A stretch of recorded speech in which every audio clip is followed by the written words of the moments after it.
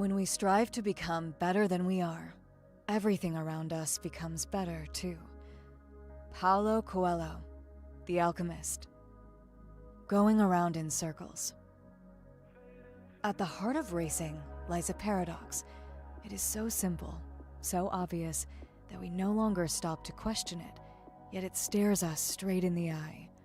However great the distances traveled on the track, however long the time spent, we still end up right where we started. With relentless repetition, the track presents the same dragons for each driver to slay. Like the Hydra respawning its heads, the corners incessantly appear as opponents waiting for their apex to be clipped. When the end of a lap heralds the start of the next one, a realization makes itself inescapable to the drivers. We've been here before. We've already used this curb, barely brushed this grass, narrowly missed this exact wall. Trapped in a circular cage, the driver revolves endlessly, condemned to answer the same question each corner continually asks. In a land where jeopardy reigns supreme, never has a journey been so arduous, only for the weary traveler to realize they never left their home. At the heart of racing lies a story, and it is so old, so natural, that we no longer stop to appreciate it, yet we have been telling it forever. Written in thousands of chapters, tucked away in the space between the sectors, hidden in folds measured in milliseconds, the race tells the story of us. Every new lap is a commitment. It proudly asserts that we are not bound by the past, but bold about the future. Fueled by our resilience, strengthened through hardship, each corner becomes an opportunity for growth. As the minutes elapse and the race distance increases, slowly we learn, determined to become better. Together, we face adversity. At the heart of racing lies not just a paradox, but a story. The story of us. We instinctively know this story, and more importantly, we know how it ends. It is in the moments when we contemplate its conclusion that we hope for one last lap.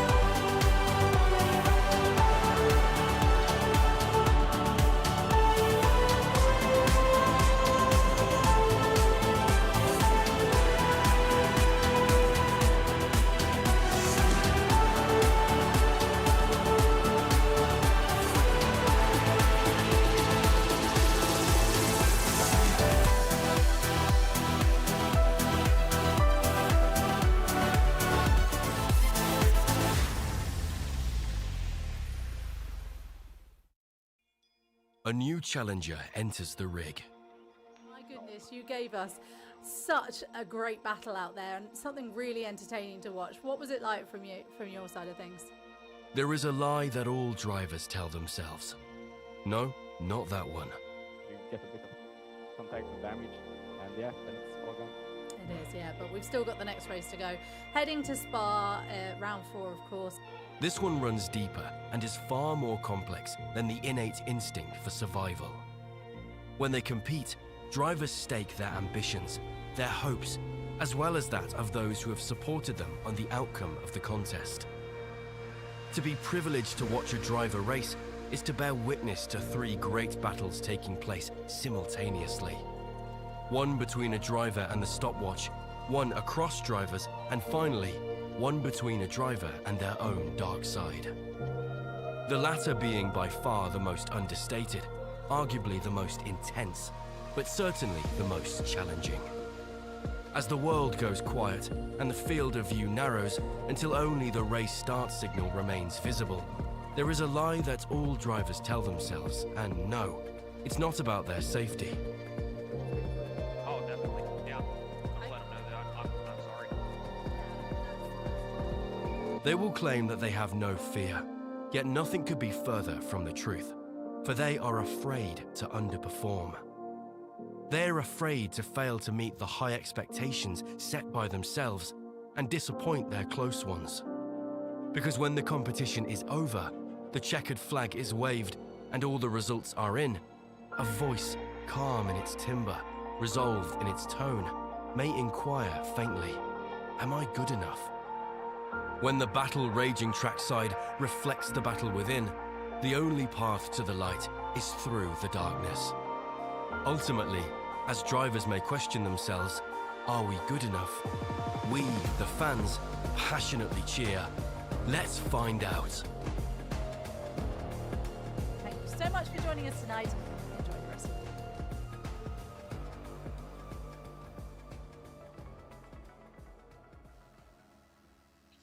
Hello and welcome to Crown Racing Series. We're powered by Advanced Sim Racing and we're here for the final round of the Crown Racing Series. Thank you so much for joining us, and what a wild ride we've been on there. If you missed that video, watch it again from the beginning because we've got such an exciting setup here for the final round. My name is Claire Cottingham. Alongside me, I'm so happy to say, is Paige Eagle joining us for this one.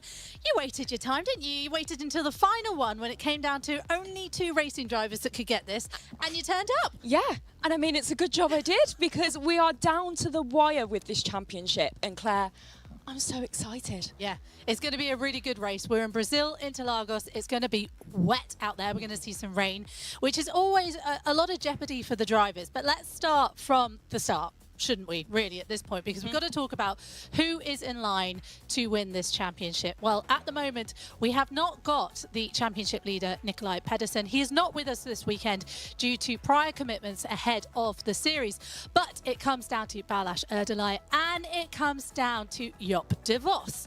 Now, this is a really exciting head-to-head, isn't it, Paige? Because we don't know what's going to happen here. We were just talking before we came on air about the fact that Balázs hadn't actually on the track managed at the moment to even get a podium, but consistency has been so important with him, hasn't it? Yeah, consistency is key, and Balázs is such a young driver on the track as well. It's great to see him going out there and battling for the championship, but I'm sure he's desperate to get a podium or a win under his belt. And what better place to do it at the final race when you could win the championship as well? Yeah, championship will come down to just those 2 drivers then. So the ones to be watching out for, of course, Joop de Vos is also a really interesting driver to talk about. Has won on track, but also had a race win taken away from him too. Out of the 2 then, what are we seeing here? Because we've got Balázs Erdős that is consistently good, and Joop de Vos who has proven that he can win a race. Where are we going to see then is the best place to be qualifying around a track like this? What do these 2 drivers need to do to get this championship signed, sealed and delivered? I mean, firstly, you want to be at the front, especially with the rain as well. You don't want all of that spray as you're going around. But for Joop de Vos in particular, he needs to be out there in the front. He needs to win this race. Whereas Balázs, the consistent guy that he is, he needs to get fourth, which, I mean, 4 seems to be his lucky number. So that seems a bit more like a chance that he's got there. However, you just don't know what can happen around a track like this. So you're obviously coming to this championship at the end, the finale, which we're very happy to have you here. And of course, you get to crown a champion, which is always the way that you want to do it, really, don't you? Come in and just slide in and go, hey, I This get is to crown a great, champion. yeah. Exactly. What have you been kind of viewing over the time that you've watched back the races, and who has really stood out to you maybe as a driver that has been not just consistency, but someone that to watch out for today, apart from the top 2? Bosca. You think David Bosca? David Bosca, I mean, if you could just cover over those 2 DNFs in the middle, he has been so brilliant, had some great drives, but unfortunately had those DNFs, and it's really affected his fight for this championship. And without those, I think we would be having a bit of a different conversation today, potentially. Yeah, 3 podiums, of course, 2 P2s and 1 third place for David Bosca. Like you say, those 2 DNFs, though, really caused him issues, because at that point, or if we took away those 2 DNFs and a win that he lost as well, he could have been leading the championship by this point, and dare I say it, because I can't do the maths quick enough and I'm not even going to try to, he could have been the champion at the moment. It's a real lost cause in that situation, isn't it? Yeah, and it just shows how important, like, penalties and getting wins taken away from you and being in the midst of those instances can really affect your fight for the championship in the long run. I'm sure he's raring to go and ready to get out there and potentially make it a bit more difficult for Yacht de Vos and also Balázs Erdely as well. Yeah, I think we're going to see, as well as David Bosca, we're going to see Gregory Hoverson getting involved as well. Gregory Hoverson, who we spoke to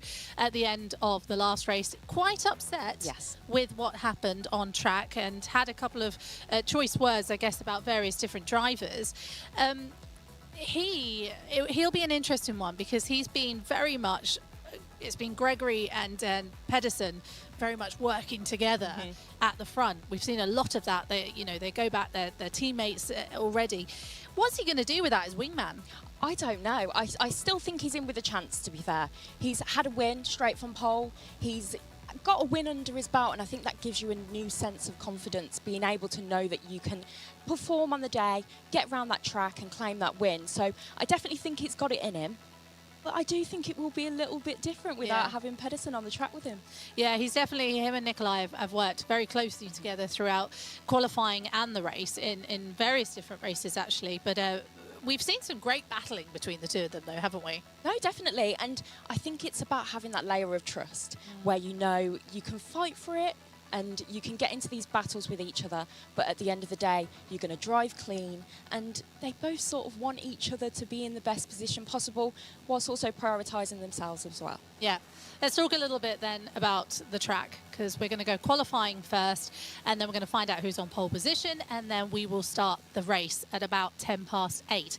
It is going to be wet out there. Now, the drivers already know this ahead of time, and they will be preparing their strategy ahead of time to do this. Someone like David Bosca, though, we've spoken to him after a race before, and he has said he does all the strategy himself. He's on his own out there. He very much is calling all the shots himself, which can be, I guess, good, but also maybe a hindrance, especially when you get a track like this that could throw so many different things up at you. Yeah, and I think in that situation you have to hold yourself accountable and go, what was my plan before the race? And sometimes you will get thrown into making those last minute decisions, those split second decisions almost, and it depends what sort of person you are to be able to deal with that. You have the likes of Yacht de Vos, who's very calm and level headed and would probably deal with that situation really well and quite seamlessly, but for some drivers on the track, they might get a little bit concerned in those sort of situations. Yeah. As Interlagos goes, what do you think we're going to be expecting from qualifying? How are we going to see that kind of shake out? My main thing would be that second sector. It gets a bit tight, it gets a bit twisty around there. Obviously, drivers will probably want to pick up the pace around turns 8, 9 and 10 to get as much speed as possible in that straight. But they've also got to be that little bit cautious, especially if it is wet.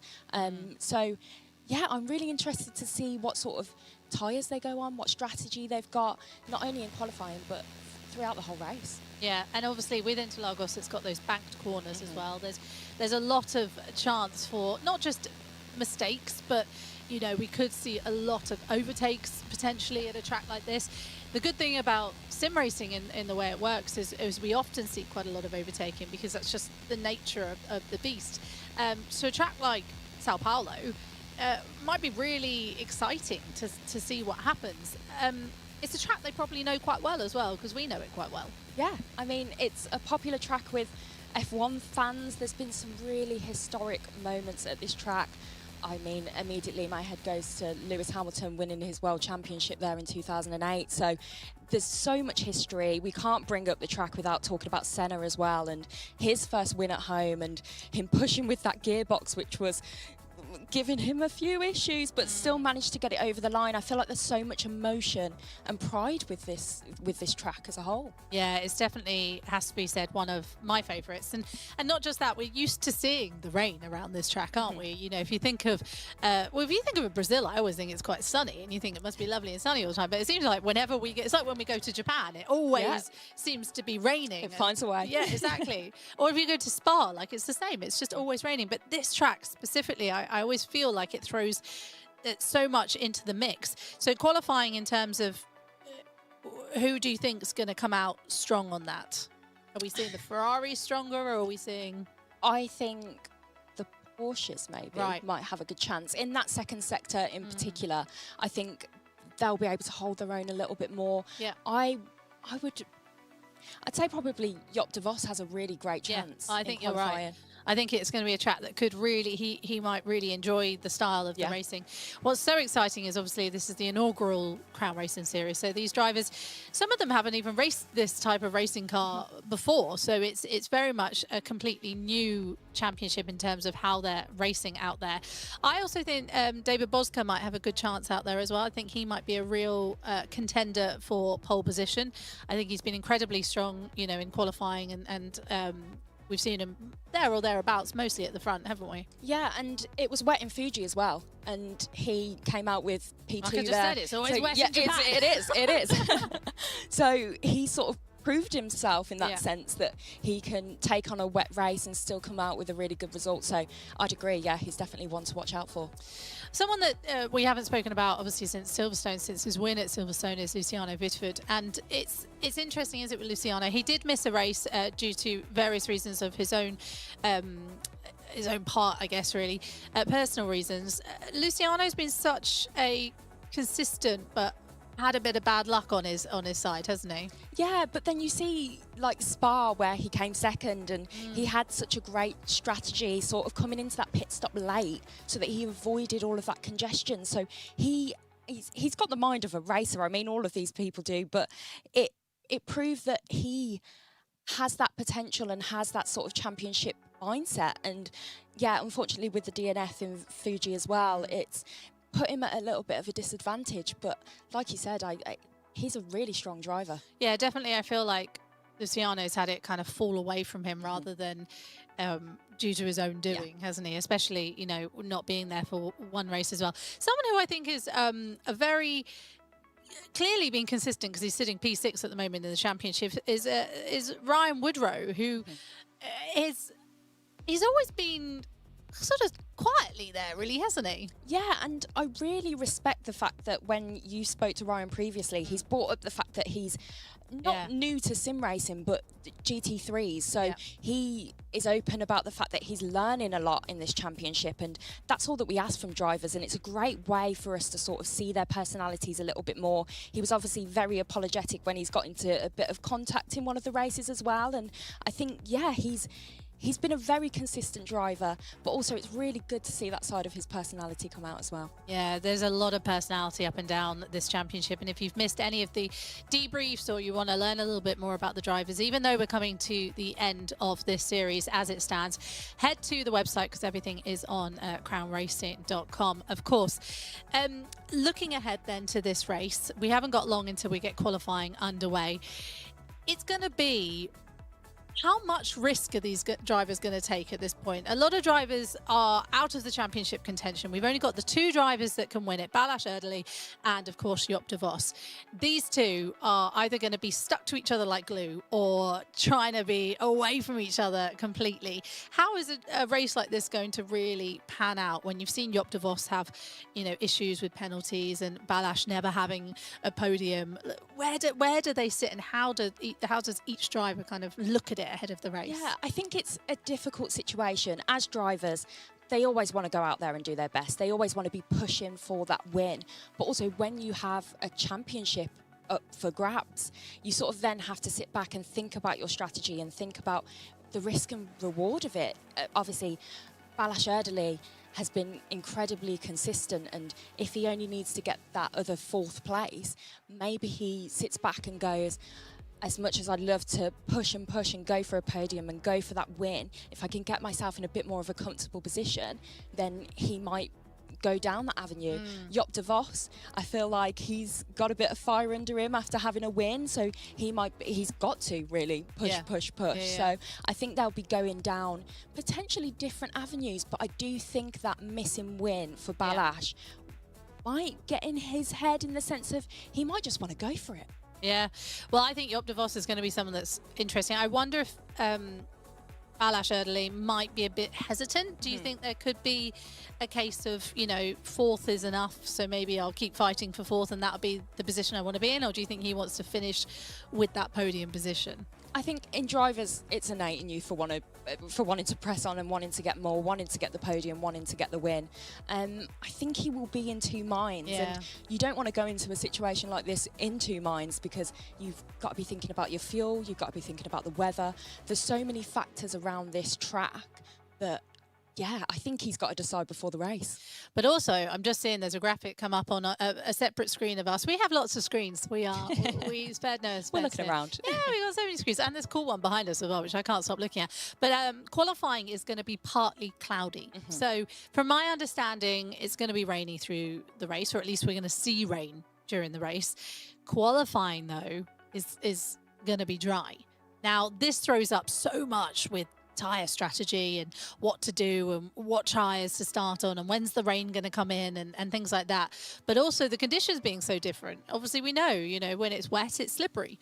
And when it's dry, and there's no different in sim racing, you know, it's clear that it's going to be different conditions when we get to the race. Yeah, and like you said before, we've had rain in Fuji and stuff, and we've seen drivers really take some risks, like Joop de Vos. He went on tyres quite early, he went on wets quite early in Fuji, and it paid off really Strategy well. Strategy such a big thing in Fuji, wasn't it? Yeah, it really was, and I think we might be in a bit of a similar situation here as well. Yeah, qualifying not too far away. We will be bringing you every single moment of the qualifying session, which will take us immediately into the race. And then do stick with us afterwards, because we have a very special guest that is joining us and will be sort of in the studio, but on the screen in the studio. That's how the best way of saying it. So do join us after the race as well, because we're going to have plenty of chats to the drivers and just a big old debrief on this championship and what's been happening over the last few rounds as well. And there's so much going on, isn't there? There really is. There really is, and I'm just so excited for the drivers, and I'm almost wondering what's going on in their head as they're waiting to get ready for qualifying, and then also when they're getting ready to take off on that first lap. Like, what will be running through their minds, not only for the championship contenders, but for those in 4th, those in 5th, and those in 6th in the standings as well. Yeah, absolutely. Well, qualifying not too far away, of course. We're ready for it. Are you ready for it? I'm ready for it. I'm ready for it. I think it's time to head over to our qualifying team for now. They're going to be with you throughout the race as well. So let's head over to Interlagos. We're going to bring you qualifying of this final race of the Crown Racing Series, of course, powered by Advanced Sim Racing. Let's head over to Adam Reed and Chris Stevens. Thank you, Claire. Thank you, Paige. And yes, qualifying underway for this final meeting of the season. The track is a very toasty 33 degrees. The sun continues to shine for the moment, though we are expecting showers to break out over the course of the race. A 4.3 kilometre circuit, just over 2.5 miles in old money, 15 turns, although in reality only about 12 of them, most of them a few kinks that you don't really think about even in these GT3 cars. And we're taking a look at the pink Corvette of Ryan Woodrow that held the early pace, but Balázs Erdely has just put in a new fastest time of a 1:31.669.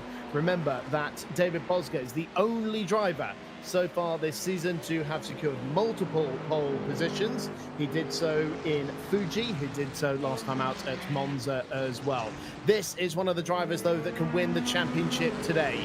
The Black Mustang of Balázs Erdely, the 18-year-old Hungarian, one of, if not the youngest driver in the field. He lacks 20 points behind Nikolai Pedersen, so he needs at least 5th and the fastest lap or a 4th place finish in the race. We're getting a little bit ahead of ourselves, though, for the moment. Adam Reed alongside me in the commentary box. It all comes down to this.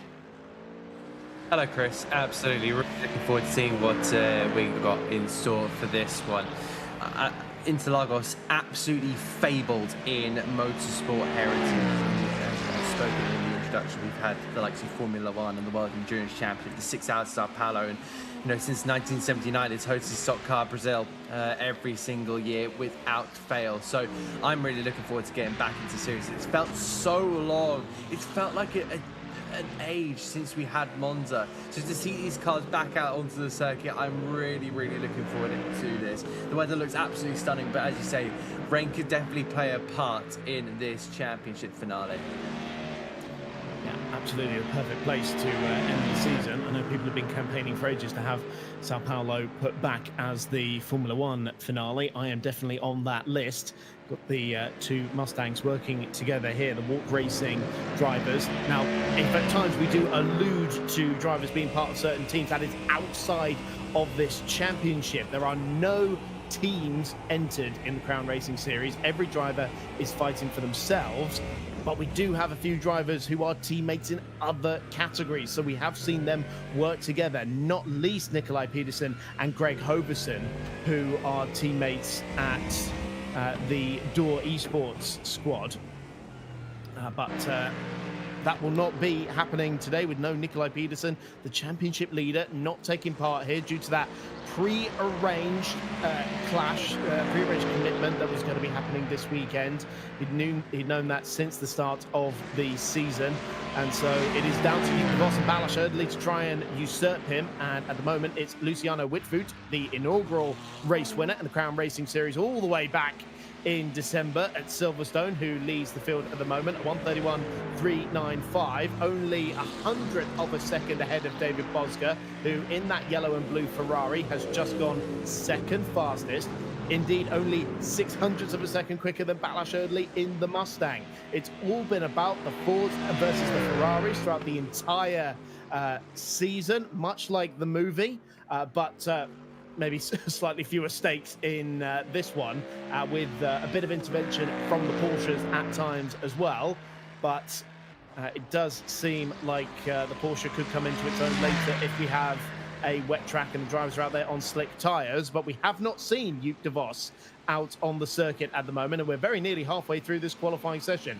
Nor has Caden Richardson put in a lap in the Soul Mercedes as well. He has been out onto the track, but has not yet set an actual lap time.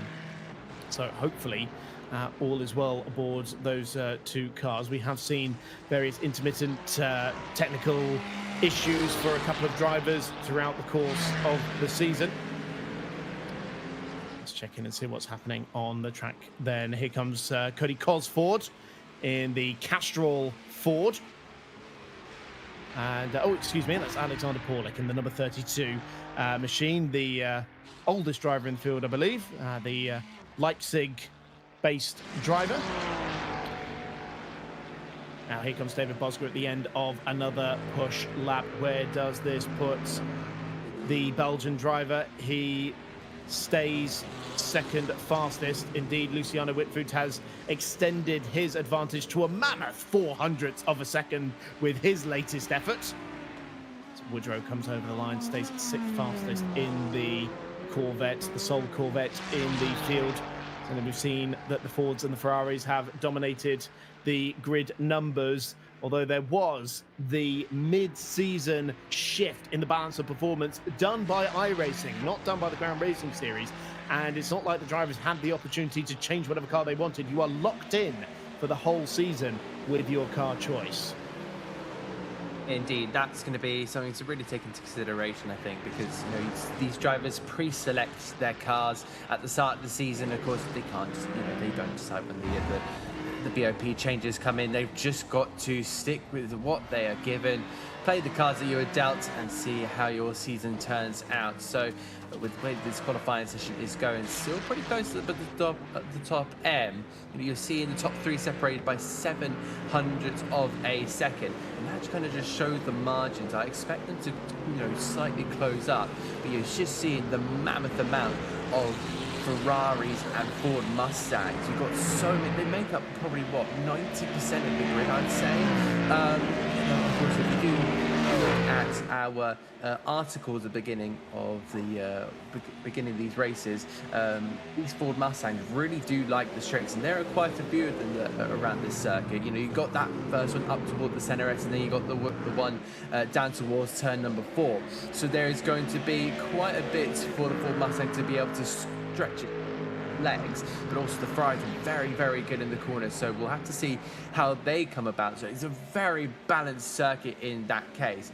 So, and drivers are at the moment just kind of planning their next run, seeing what they can do with these bankers they've already made. But into this, maybe with 8 minutes to go, I'd say there's still a lot left on the table for these drivers to be able to grab that pole position. I am very curious as to why Joop de Vos still has not ventured out onto the racetrack. Normally, I would send Claire Cottingham down into his garage and go and ask Joop de Vos, hey, why haven't you gone out there onto the racetrack yet? But that's not really an option in esports racing, unfortunately. So we will continue to watch the Mustangs make their way around the circuit. Mihai Neg in the black and pink trimmed Mustang of the Walk Racing team. Teammates with Danny Neo in other competitions. And we see, getting very sideways on the exit of Zhongshao, the last real corner on the racetrack. And so backs out of that one, and that's Balázs Erdely going through. Continuing to push is the Hungarian from Győr, a 24-hour of Nürburgring winner in esports competition. Erdely remains in third fastest at the moment.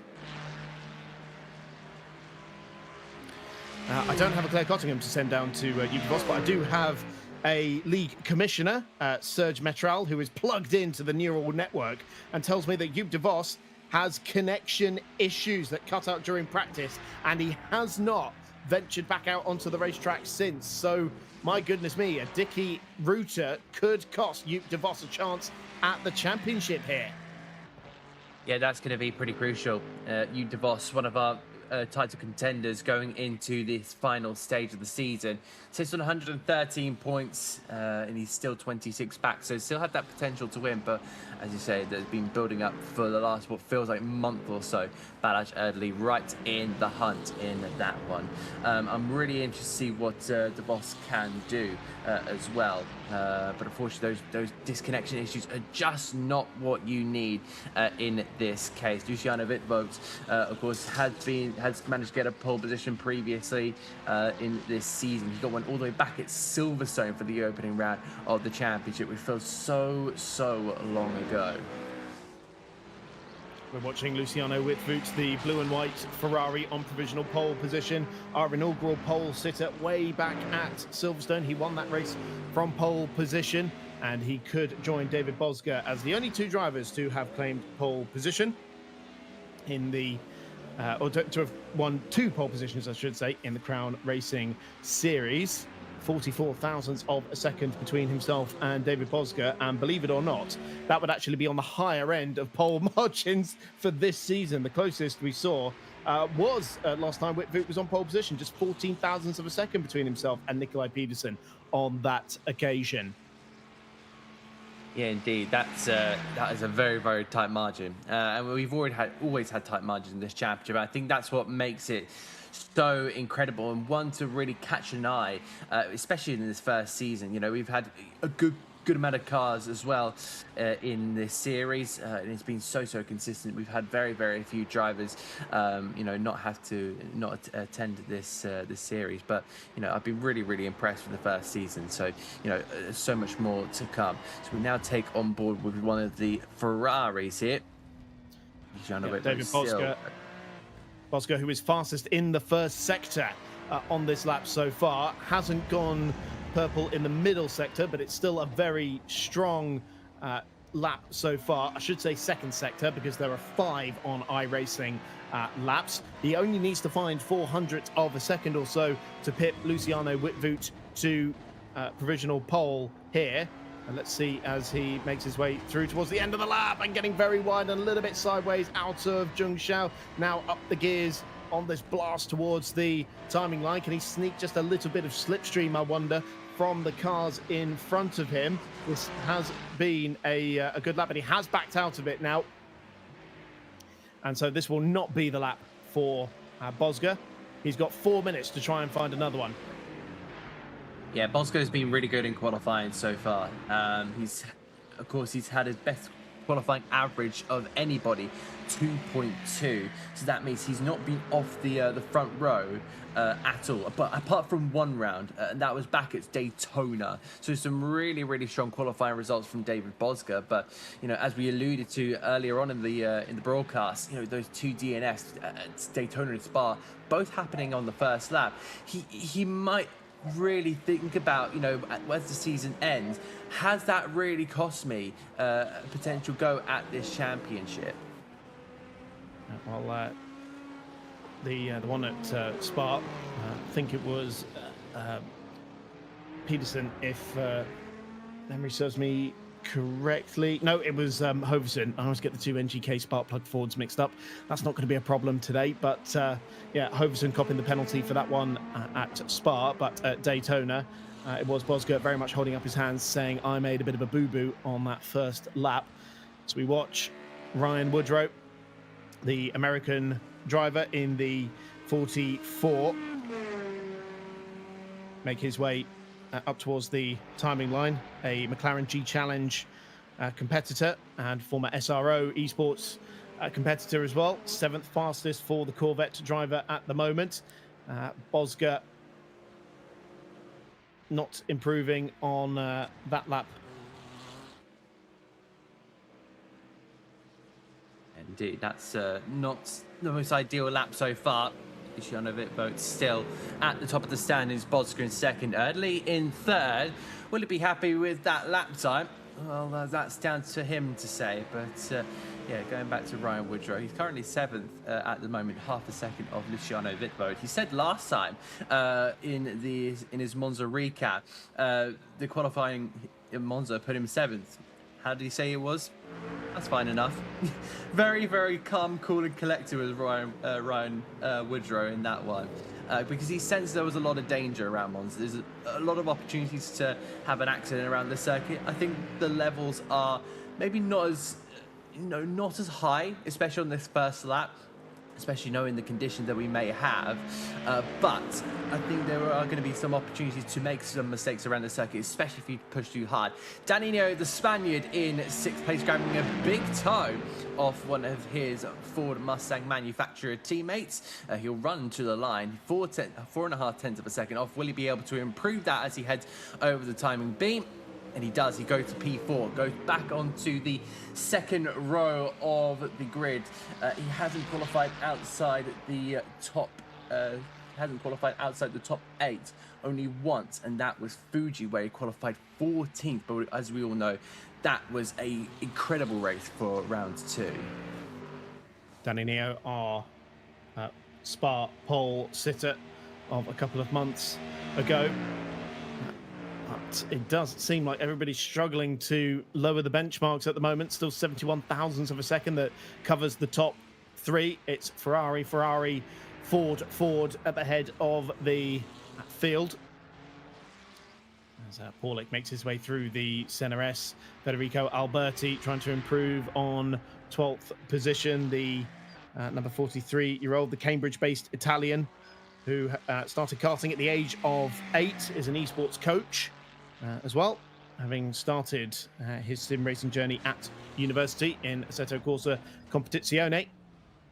David Bosger very much backing out of this one, and that will be it because the checkered flag is out. Luciano Whitfoot, it looks like it's going to be a second pole position for our inaugural pole sitter, our inaugural race winner as well. Let's see if anybody's got anything left in the tank. Greg Hoverson, a winner early on in the season back at Daytona in what was the closest finish in a Crown Racing Series event. He makes his way out of Bico de Pato and through Magulio, the dive corner, and then up the hill towards Zhongshao on the brakes there into the left-hander, the final braking zone on the lap.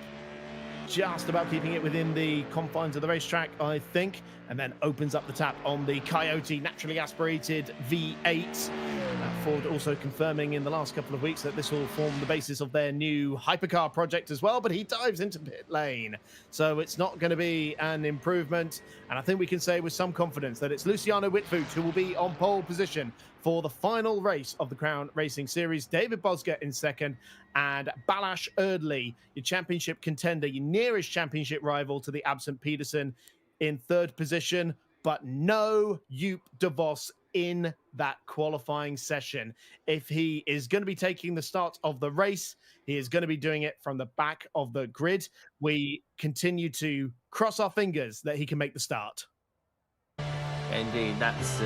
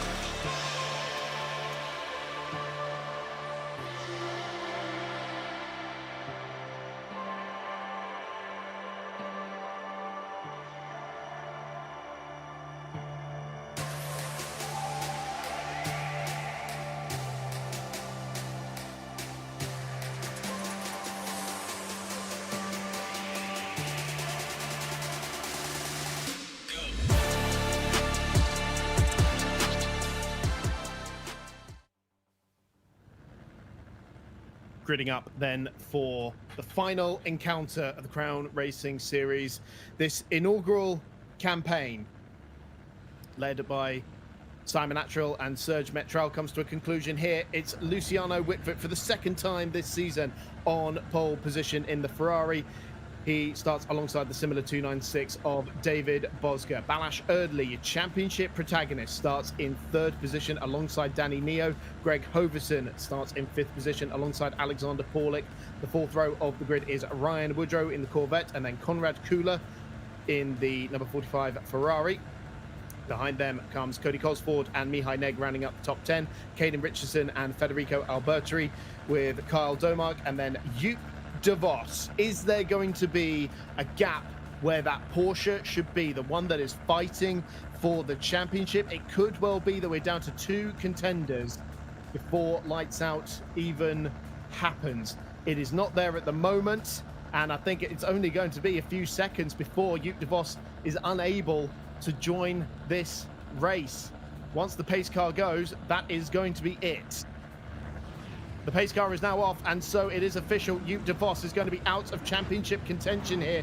We are down to two runners. The question over the next 50 minutes of racing is going to be, can Balázs Erdely finish high enough to usurp the 20-point lead that Nikolai Pedersen, the absent Nikolai Pedersen, has in the championship? A reminder, it's a 50-minute race, one mandatory pit stop to come for a refuel, not necessarily having to take tyres, and we are expecting rain throughout the race as well. Look how dark it is compared to qualifying. So the cars make their way round the final few corners. They will line up in formation. Two Ferraris lining up ahead of the field. Luciano Whitford, who has not won since the opening meeting of the season back at Silverstone, bookending the year with pole positions, it seems. David Bosger, who remember was our winner on the road at Monza, but lost that win as he did not have his pit limiter engaged properly during his mandatory pit stop. He will be wise to that now for sure, and so he is still seeking his first official victory in the championship. And meanwhile, Balázs Erdely, who has not finished on the podium since the opening meeting of the season at Silverstone, is fighting for the championship. That black Mustang that will be on the right-hand side as we are currently looking at it behind the pole sitting Ferrari. The Porsche pace car about to peel off to driver's left. And for the final time, the race for the crown is on. We will crown a champion today in Interlagos. Green flags are waving, the cars fan out across the racetrack, and Luciano Whitford should hold the advantage going into the Senna S for the first time passing. Look at Hoverson down the inside, coming up from 5th to 3rd potentially, and causing dramas for one of our championship contenders. But it's Luciano Whitford who leads on the exit of Curva del Sol for the first time, ahead of David Bosger, and it looks like Danny Neo's emerged in 3rd position. Contact further back. I'm looking to see where Balázs Erdely has emerged. He's fallen down to 4th, 5th, maybe even 6th position as Hoverson continues to bang wheels there with one of the Ferraris coming into Descido del Lago for the first time, but Hoverson comes out on top in 4th.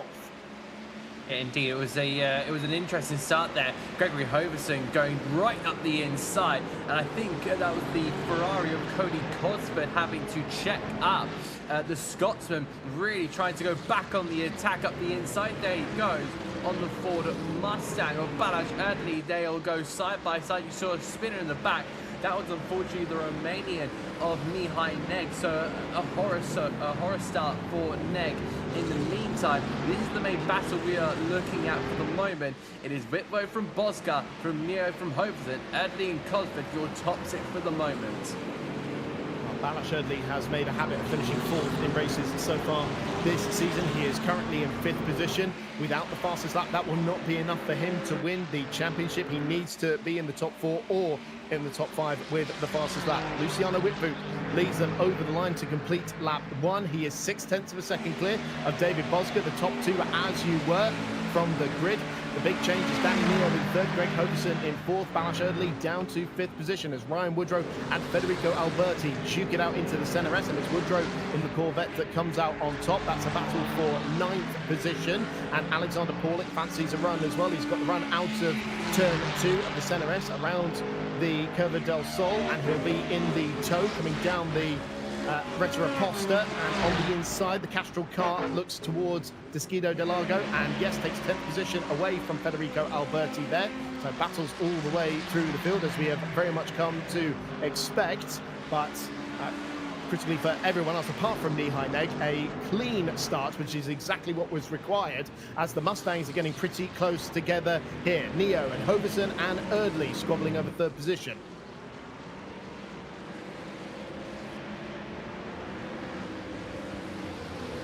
So coming down into Pico de Pato, and it is Danny Neo, the Walk Racing driver, who leads. Woodrow is not done yet. He is now coming around the outside of Caden Richardson for 8th position, around the outside of Pico de Pato, and then with the inside line into Magulio. A fantastic job there by the American racer. He leads the Mercedes out of Zhongshao. Both of those cars powered by V8 engines, but very different designed V8 engines. Big American grunts in the middle of the Corvette, and 500 German horses galloping the Mercedes along down the start and finish straight. It is Woodrow who holds the advantage in 8th position coming into the Senna S once again. Up at the front of the field, still back to 6/10 of a second to Witvoet and Bosger, but Bosger with the fastest lap of the race last time around, a 1:32.049. There he is in that yellow and blue Ferrari that has been a front runner throughout this entire campaign. But were it not for those two opening lap incidents at Daytona and Spa, he would be right in this championship hunt as well. Critically, they are holding about 1.7 seconds over the battle for third position between the three Mustangs of Neo, Hoverson and Erdely. Yeah, indeed, this is going to be the part of the race that really sets you up for the next 46 minutes or so. You see the Ford Mustangs have been really battling hard, it seems. You know, Neo and Hoverson, that's just been a switch, just as I mentioned. In fact, Neo's gone down another place there, so I think he's having a couple of slow moments. Meanwhile, David Bosger, that Ferrari just seems absolutely alive. It's electric. It does seem to be lapping quite a bit faster than those Mustangs. I think it's due to the cornering, but that's Caden Richardson in the Mercedes being overtaken around the outside there by Alexander Paulig. Paulig just seemingly has the momentum in this case to just throw it around the outside with the downforce of the Ferrari, but the V8 will be grunting away from the Mercedes. He now looks to go on that outside line for the Senna S. He'll get covered off. He'll just keep it safe for now. No need to go and make some silly moves in these early stages. Confirmation then it is Greg Hoverson up to third position in the white and blue NGK Spark Plugs car. Here comes Balázs Erdely to the inside of Danny Neo as well, coming into Desquido de Largo, and he takes that critical fourth place spot. That is the position he needs in order to win the championship today. Hopefully we can get a replay on how Hoverson found his way through into third position ahead of Neo. But the big news is that it is Erdely ahead. This is how Hoverson made the move. Tight to the inside at turn 9, Pinarino corner, and then is it going to be a lunge to the inside of Vigo de Pato? Yes, it is. Oh, a little bit of a nudge there, in fact, as well. So that is why Erdely was very briefly shown as being in fourth position. They very nearly banged wheels as well on the exit of the corner. So a little bit of rough and tumble there from Greg Hoverson to find his way through. Crucially, a cleaner move from Erdely. He's got to protect that car today. He does. Just keep it in clean conditions and just guide it to the end. I think there's going to be a little bit of pressure on his shoulders, but the best driver here in this case would be a relaxed driver. He knows that, you know, his main championship rival has not turned up. He knows another one has disconnected from the session and will not be able to take part. He just has to keep that car without any scrapes on it. He can, you know, maybe try and go for a move here, but he's going to play with a lot of caution riding on his shoulders. Danny Neo looking to try and go back on the attack here behind that Ford Mustang, but at this moment in time, all eyes forward from our drivers. But I think the weather watch is going to be starting to happen in a couple of laps time. Temperature just sitting around 22 degrees, so not too warm, not too cold. It's right dead in the middle, I'd say. That's 2.1 seconds at the moment from Hoverson in third position down to Conrad Kula in seventh position. So very little separating these cars at the moment. You can see them all in one shot as they came down the Retta Aposta, and it is Conrad Kula pressuring the young Scotsman Cody Cosford, who started putting budget together for sim racing by washing cars when he was, well, 12 years old, I think. Very close between the leaders still. They're trading fastest laps. Last time around, that went to Luciano Witvoet, to 1:31.658, but still only half a second at best separating these two cars as they make their way up the hill past the Subidia do boxes and the Akia Bacadas up towards the timing line once again. Those are two corner names you don't hear very often around Interlagos. Get left out at times as they come over the line, less than 0.4 of a second. But look at that, Adam, that rain has arrived there. Oh, it's sunny now, but there was rain. Now it's back. That is a very confusing set. So I think it's just starting to pitter-patter at some point of the circuit. You know, you have it half wet, half dry, so it's just moving over the circuit. Windscreen wipers are now activated, so this now starts to prepare the driver for what could be a potential pit stop. We are 8 minutes into this race. We still have another 40+ minutes to go. This is a pretty critical stage. You now need to keep your tires warm. The hotter you can keep your tires, don't let them cool down, because that will be able to just suck up the water and you'll be able to keep the grip somehow, but let those tires go too cold and you will be sliding like an ice rink. It will be horrible out there.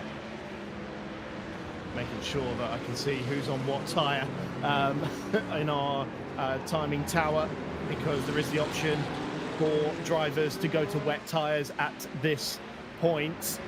Now, you could choose to take the wets on in your mandatory pit stop. There's no real window, as it looks like it's side by side for the lead. Did Luciano Whitfoot make a little bit of a mistake?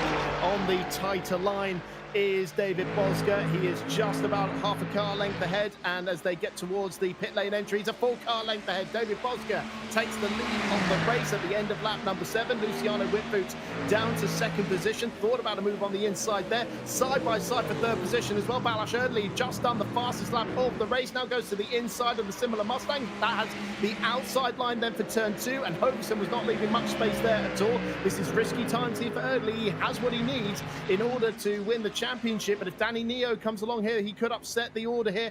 Federico Alberti coming into the pits, meanwhile, maybe taking a risk on wet tyres, but it is Hoverson in 3rd position still for now. It's wide goes Danny Neo, comes out on track ahead of Balash Erdely. Oh, that's going to be a tough moment there for Danny Neo. He'll sit in front now of the Hungarian driver of Balash Erdely. Erdely will be thinking, well, okay, that's not too bad with me. Let's just run our race and see what we can get out of this. He's overtaken Danny before. I think he can very easily do it again. We'll get a replay of this. So this was David Bosca. Well, let's have a look and see what happened here with Luciano Whitfoot. He just managed to get the traction down better than his Ferrari counterpart. The Dutchman just could not quite do it. And that's the trouble with being the first to every point of the circuit. You are having to decide what is wet, what is dry, what's the grip level like. You are answering every single question the rest of the grid want to know. Well, Federico Alberti did take wet tyres in that stop, so we'll keep an eye on his sector times and see if they are comparable to the leaders. I can tell you that Bosca was 4 seconds slower on that last lap, side by side again for 3rd position. Hoverson not having it his own way as Danny Neo goes to the outside of the Senna S. So Hoverson once again coming under pressure into the first couple of corners, this time able to repel the advances of the attacking car. And Danny Neo is under investigation for passing off the racetrack, because we see he did go very wide at this point on the racetrack and possibly used that to get around him. So we can see that Erdely was pushed slightly off the road there by Hoverson on the previous lap, and Neo with the run along the outside. He's got the slipstream of Hoverson as well to help him, but this is where things are going to get a little bit controversial. He breaks to the outside and then here runs off the circuit, comes back on and is still ahead of Erdely there, and so that may well be deemed a pass off the racetrack, or at the very least going off the road and gaining an advantage. Yeah, that could very well be investigated by our Crown Racing Series stewards. Looking at Federico Alberti's lap time last time around, 136.7. He's doing times that kind of matched Luciano Whitfoot last time around. So he's up there with the top end of the field. He's faster than Hoverson, faster than Neo, faster than Balash Erdely. I think, Adam, though, that was still his last dry lap time, because it's just updated with his out lap. And looking at the sector times, they are not competitive at all. So I don't think the wet tyres are really the right call at the moment, because as we can see, the rain has already stopped, and so the track is only going to be getting drier at this point. If we had another sudden downpour now, maybe the wets would make a sensible choice, but at the moment Alberti is the sole driver on them, and is very much proving why that is the case at the moment, as we take a look again at our race leader, who has now built up a 1.8 second lead over Luciano Whitfoot. Thank you very much for the correction on that part. So yeah, clear that dry tyres aren't the decision. So it does seem to be at the moment, track temperature is still very much the same. It's kind of the the decimal points is where it's changing according to our timing tower. Now see Gregory Hoverson, the man who made that very, very bold lunge down the inside at turn 1, lap 1 to put himself into the position that he is in. So the sun is now starting to break through the clouds. So that will now see the rain on the racetrack, on the asphalt, start drying up as Gregory Hoverson has a bit of a snap there out of the left-hander. Now putting himself at the mercy of Danny Neo, but these are just the signs that drivers are still need to keep active. They can't just go to autopilot mode. They've got to be aware of what is still on the race circuit.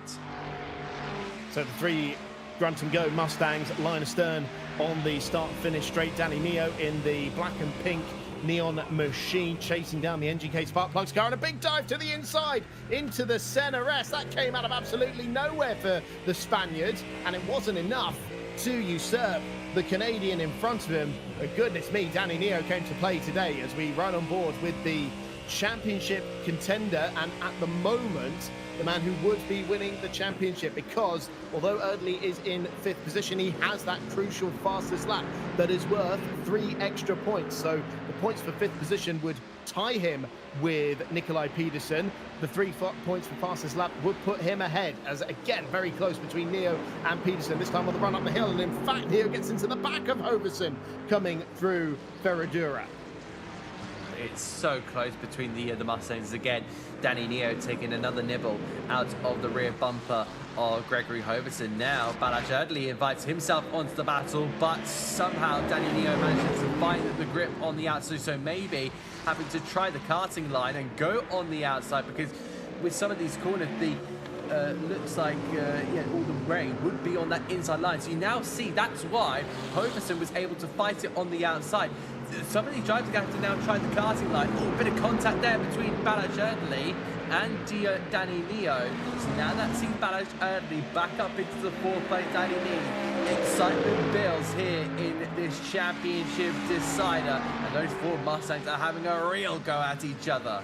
Well, Danny Neo was a bit damned if he did, damned if he didn't there, because if he didn't go for the move, Erdely was going to make one, but in trying to make a move on Hoverson, he opened up the door for Erdely. And so Neo, according to our time, the screen's gone back through into 4th position. We would argue Erdely in 4th is the rightful order, because remember, Neo is being investigated for passing off the racetrack. I can only assume that was another lunge with a capital L. We're going to see it here.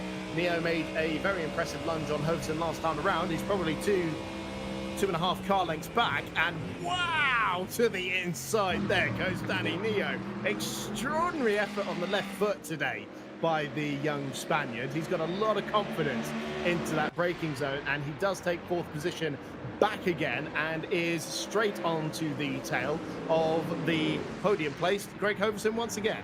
Oh no, sorry, he's just hit the back again of Gregory Hoverson. What did Danny Neo have for breakfast this morning? I want to know. Just whatever's made him confident on these brake pedals is absolutely fascinating to me. I hope that question gets posted to the Spaniard post race here. There is Federico Alberti, so he's going to have to stay out the way here. That traffic coming upon the Ford Mustang, so Alberti's lap time not looking at all applicable to what is needed compared to our leaders. He thought he would try something risky, roll the dice, but it just did not work. That is Kula being overtaken by Ryan Woodrow here as they head their way along the main straight, right up to the pit wall as well. Kula might have another go here. Let's actually stick with this battle for now. Will Kula maybe get the inside? No, he ducks back underneath the American driver in the pink Corvette. Look to go and do battle once again. I must admit, I resisted the urge to go, is that Alberti?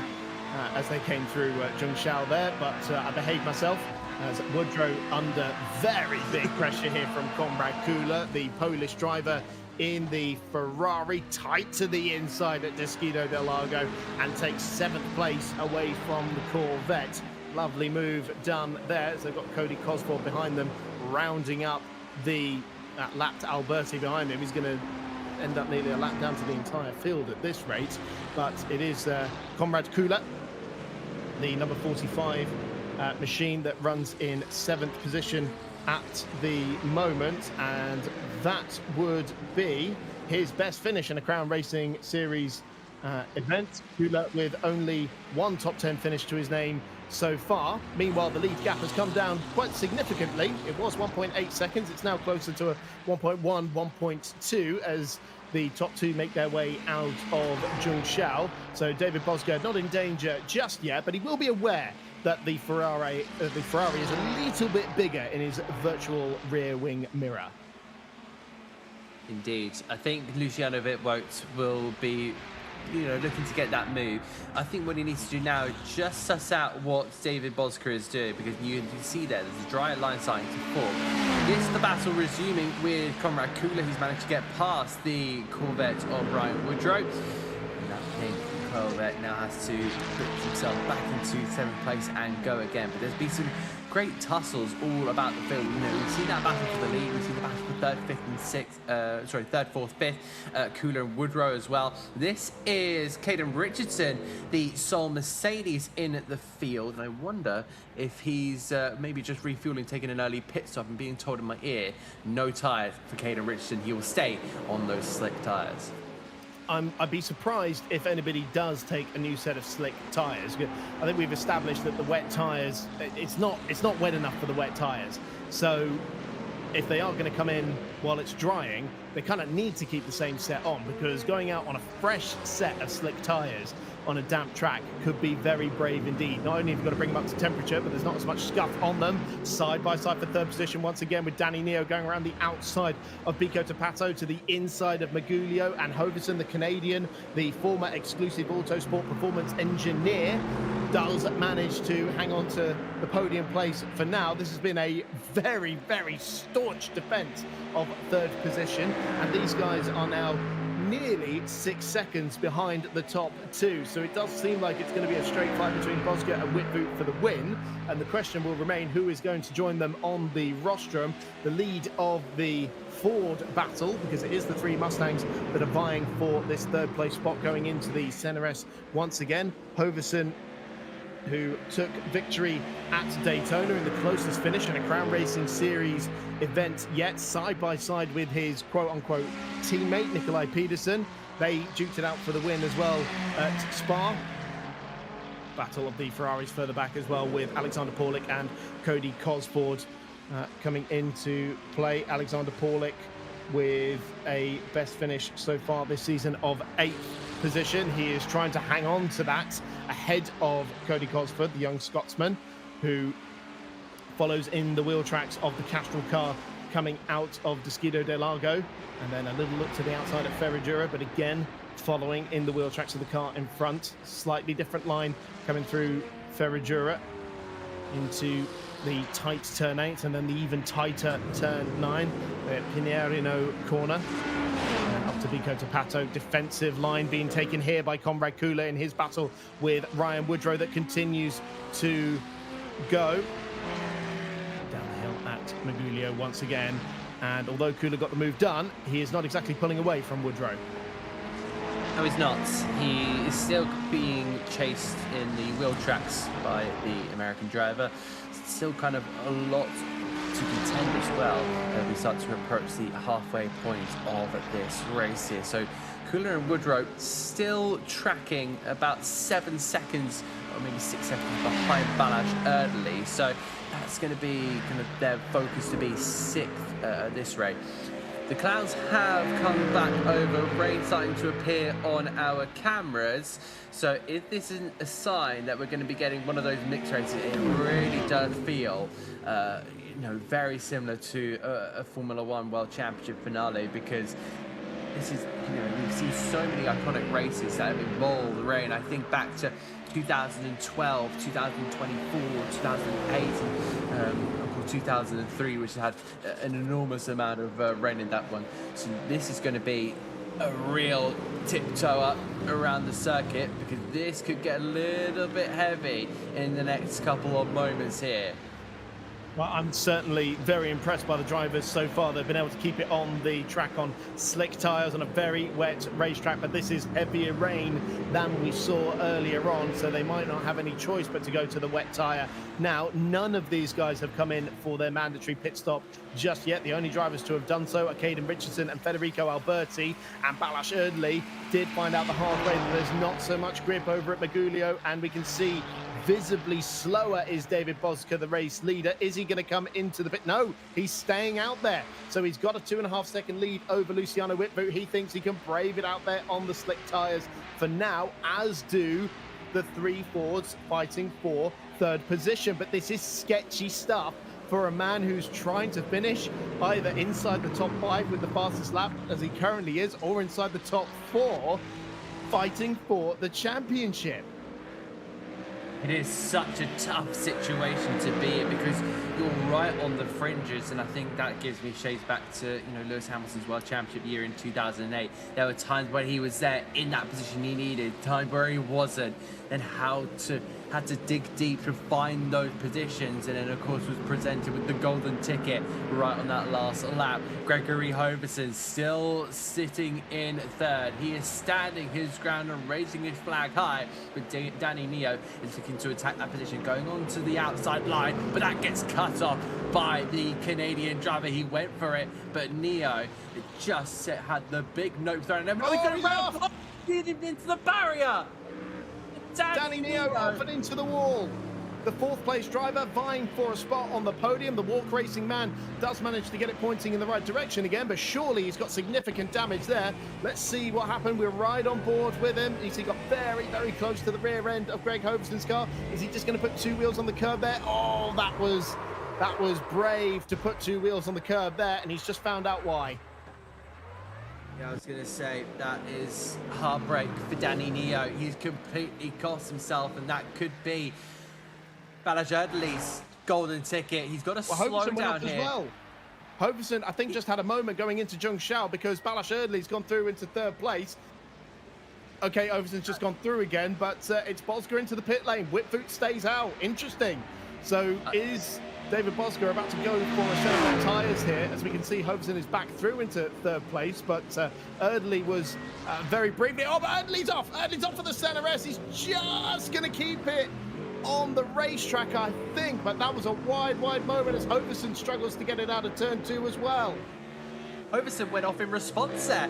He completely went wide at turn 2. Now he's struggling to get off the curb. He's on the stuff. He's on the painted stuff, and he's going to spin. Gregory Hoverson, a man in trouble, has just allowed Balázs Erdely to 2nd place.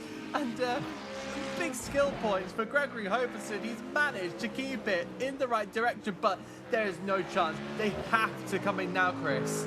Bozka and Neo have put the wet tyres on, so there's no doubt about it now, and I think they'd rather carry a set of wet tyres for the final 25 minutes, even if it dries up, than stick it out there at the moment. Mihai Neg's also come in for the wet tyres, so these guys are going to be gaining while these drivers are doing another lap on dry tyres. But I've got to say, 10 out of 10, stylish dismount there from Greg Hoverson coming out of Curva del Sol.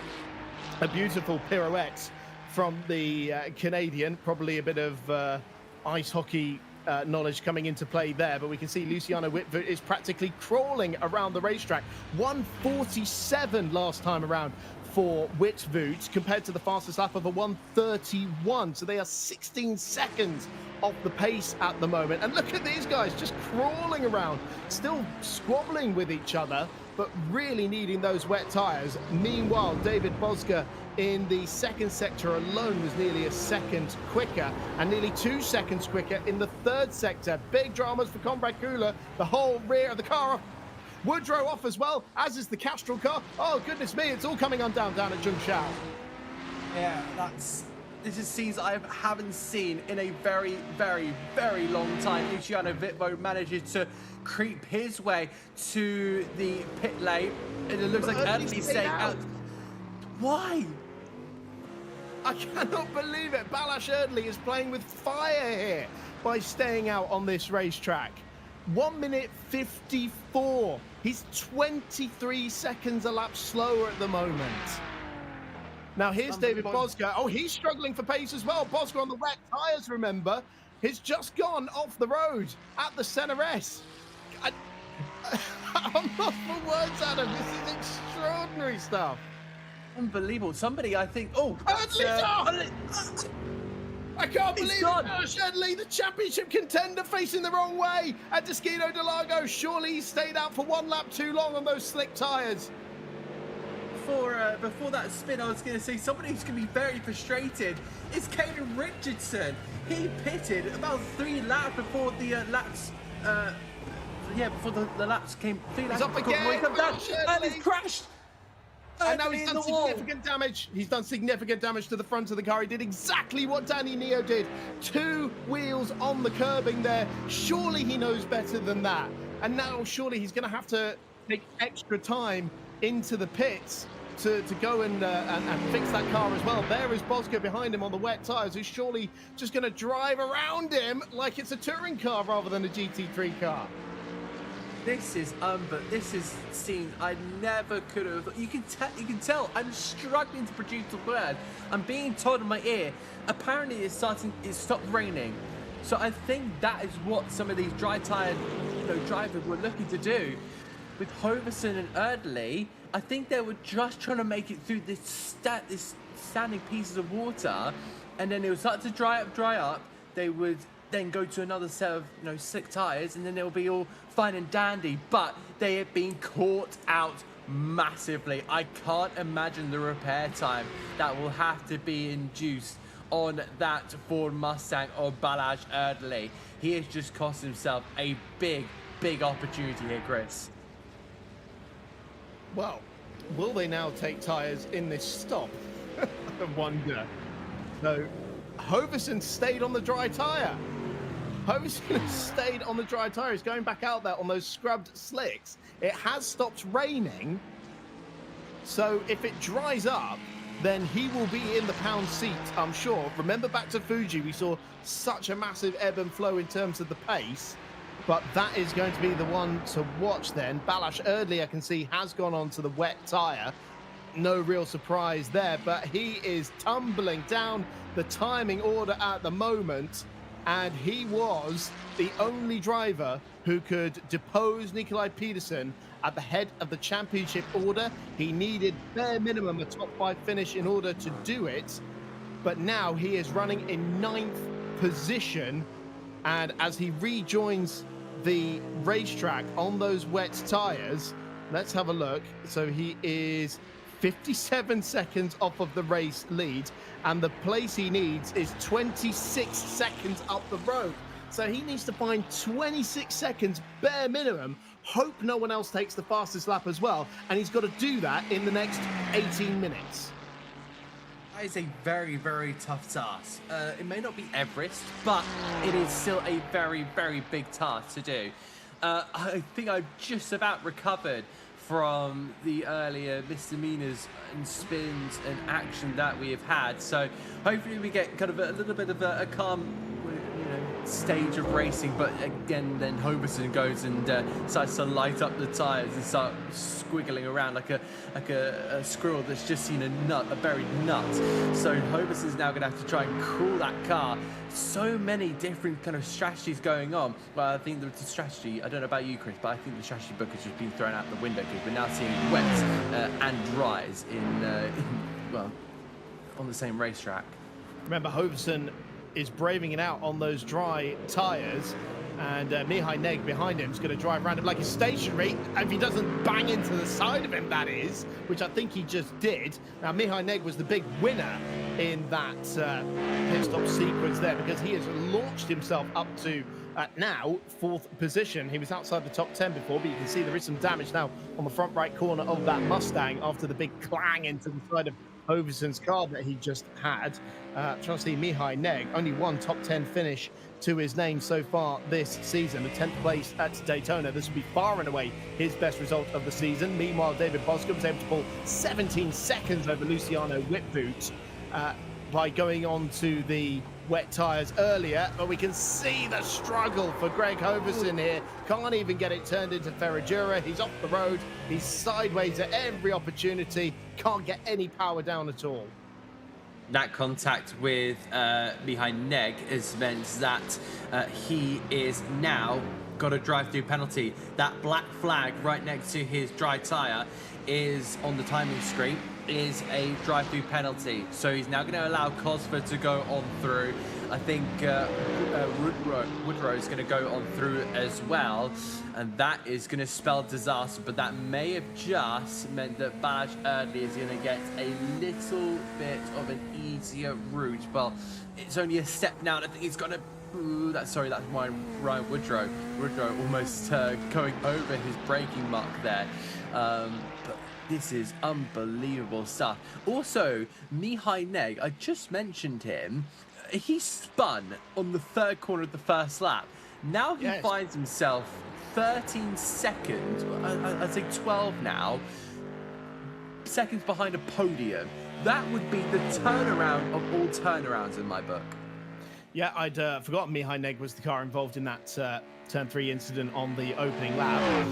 Now finds himself in 4th position, so that inspired decision to go early onto the wet tyres.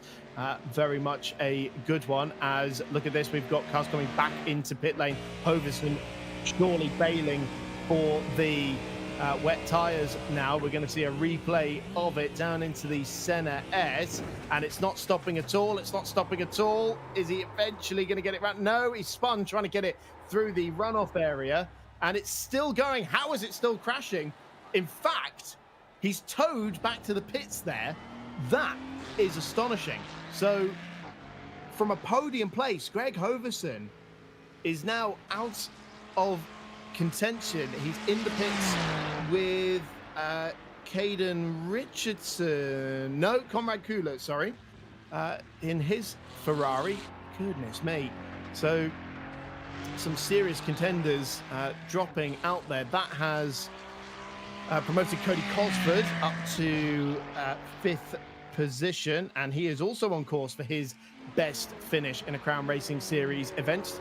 Even if Ryan Woodrow gets around him here, which could be possible, because Woodrow is looking very racy in the Corvette, tight to the inside on the exit of Zhengzhou. That means he'll have a shorter distance through these left-handed kinks towards the timing line. Cosford even taking a little bit of grass there on the right-hand side, just for dramatic effect. Still, they run side by side here, trying to get a bit of the side draft. There is Cosford, and that does give him some legs going towards the Senna S, but Woodrow very good on the brakes, and with the inside line into the Senna S, he's going to have to leave the cars with Izzy. No, not quite. Goes across the front of Cosford's car, and Woodrow up into 5th place.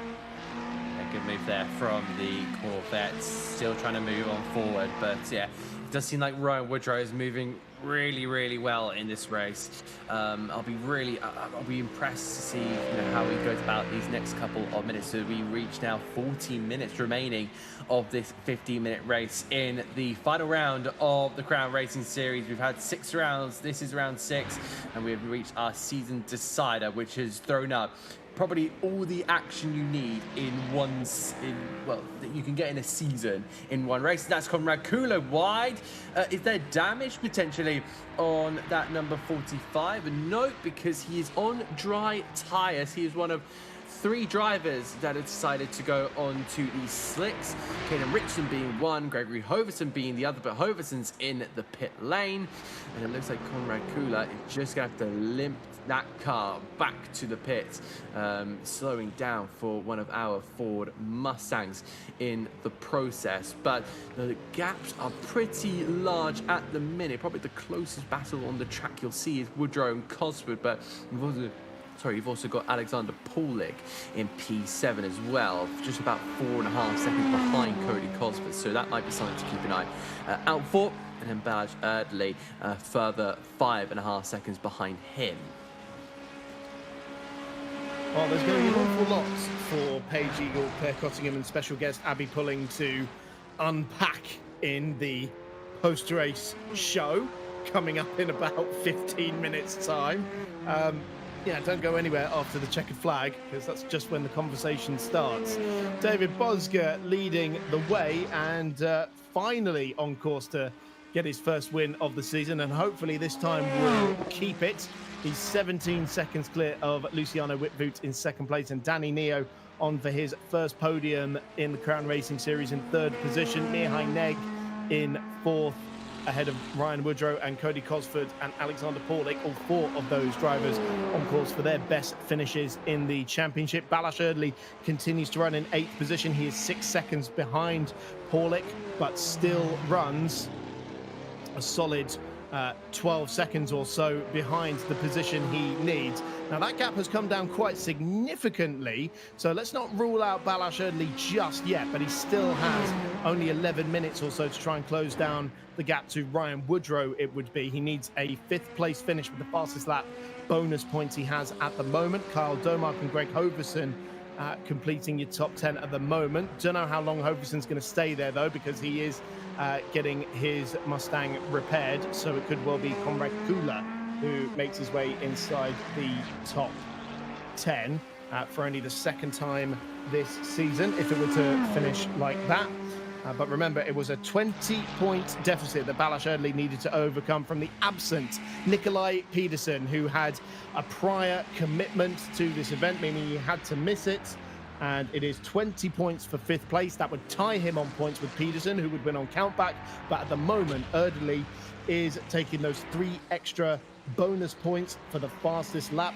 So if Erdely can get himself inside that top 5 and close down that gap, then he can leave here as a champion. There we can see confirmation. Erdely does have the fastest lap, and the weather, yes, it has caused an awful lot of headaches for him and causing a lot of headaches for Comrade Kula as he goes off the road on those slick tyres.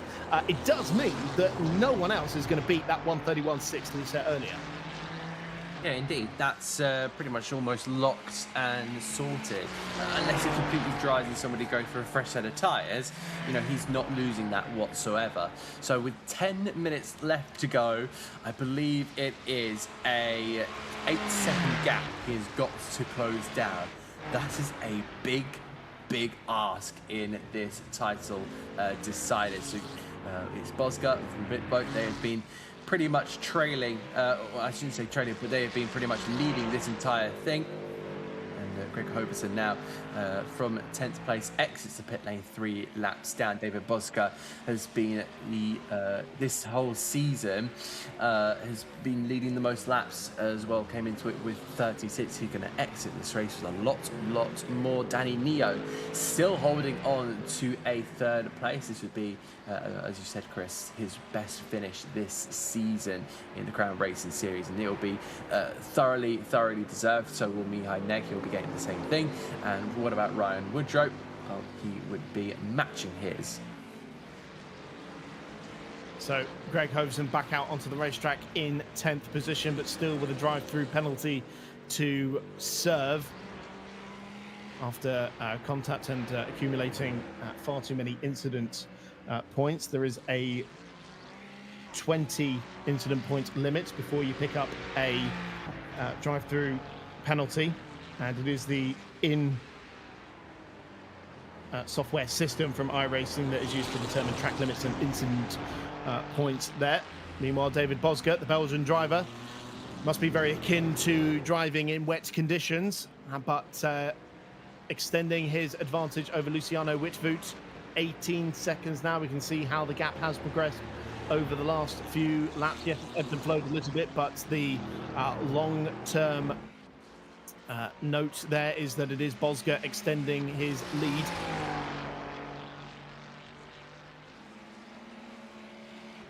Danny Neo, meanwhile, apologies, that was the gap that was being shown there, is that, yeah, Danny Neo closing in on Luciano Witvoet, only 3.4 seconds behind our Silverstone race winner. And Danny Neo, who we've already seen, is very punchy on the left foot. And this could be interesting. That looks like Hoverson coming out of the pit lane after serving his drive-through penalty right in front of our 2nd placed car. Yes, it is. And so he's going to have to round up that Mustang. Meanwhile, Balázs Erdely has caught the first car in his charge towards a potential championship here, and it is the Project 26 car of Alexander Paulik, who, even if Erdely goes through, would still have his best finish of the season. He would be matching his 8th place finish from back in Fuji. And you would imagine that Erdely will try and make short work of this. Erdely going for the championship, but he's already damaged his car once. He cannot afford to do it again in the remaining 7 minutes of this race. We can't. There's still a lot on offer here. Balázs Erdely now looking to try and make a move here on the Castrol-inspired Ferrari of Alexander Paulo, and does make that move, but it's still lacking the time that he needs. He doesn't have enough allocated time compared to the speed he has. You can see the massive dent in the front of that Ford Mustang. That's going to cost him a little bit of time each and every lap, so he's now just got to try and push on forward. But I think what he can come away from this season is saying that, you know, I've done the best that I can, you know, and I can be proud of my efforts. He'll potentially look to come back in the Crown Racing Series Season 2 if it all comes to fruition, and I think it should be, because we've had an incredible 6-round season.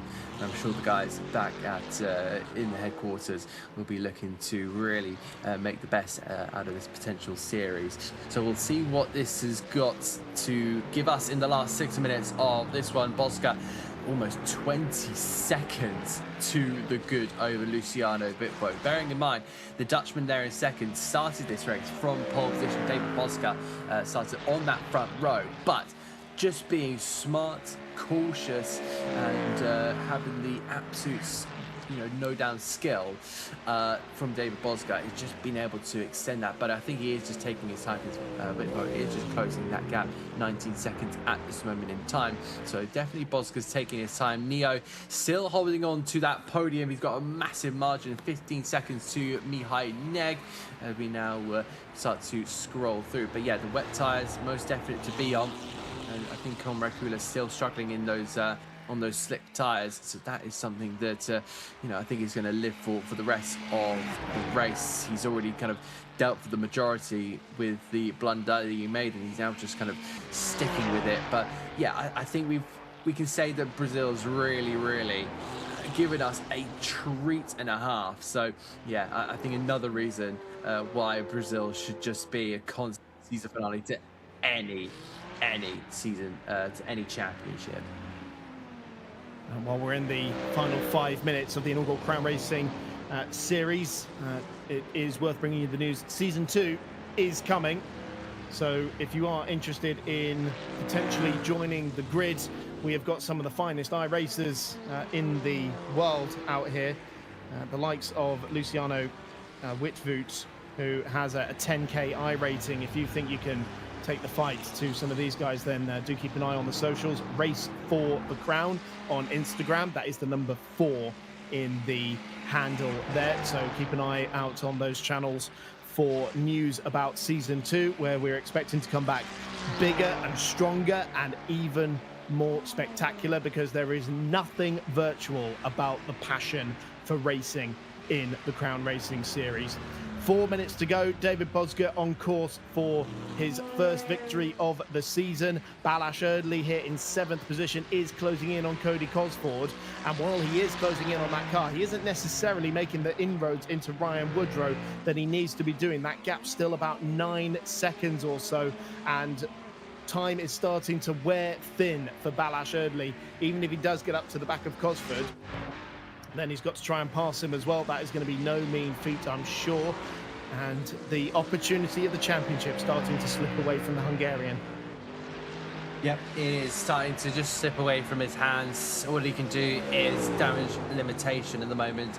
He is looking at catching the Scotsman of Cody Cosford. Even if Cody Cosford does drop that one position, he will still be finishing in his best finish of the season. Tries to look around the outside, and there goes Balázs Erdely up into P6. No, well, apology, that was a back marker. Yeah, that was Conrad Kula. He was just getting around there. It's the blue and white car just in front that we need to be keeping an eye on in that battle for 6th position. 2.5 minutes left on the clock, and so I imagine David Bosca will be on his penultimate lap. By now, he's about halfway around the lap at the moment. 28 laps completed by the race leader.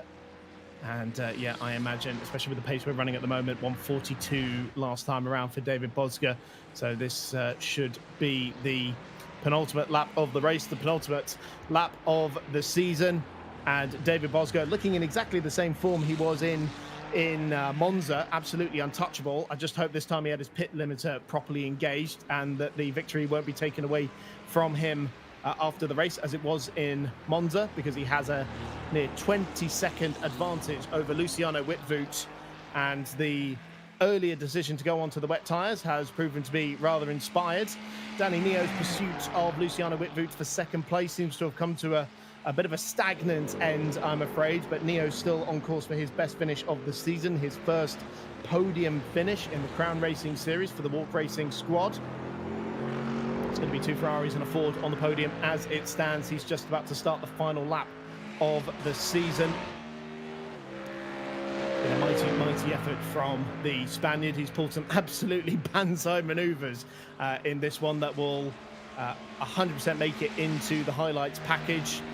I hope wherever Nikolai Peterson is now, he does have the Crown Racing Series stream up on his phone somewhere, because he will want to see this moment, because he didn't even need to be here in order to do it. That's the extraordinary thing, because Balázs Erdős, try as he might, but those mistakes, staying out on the slick tyres as the rain was coming down, proved to be the costly error for Erdős, who has been Mr. Consistent all season long.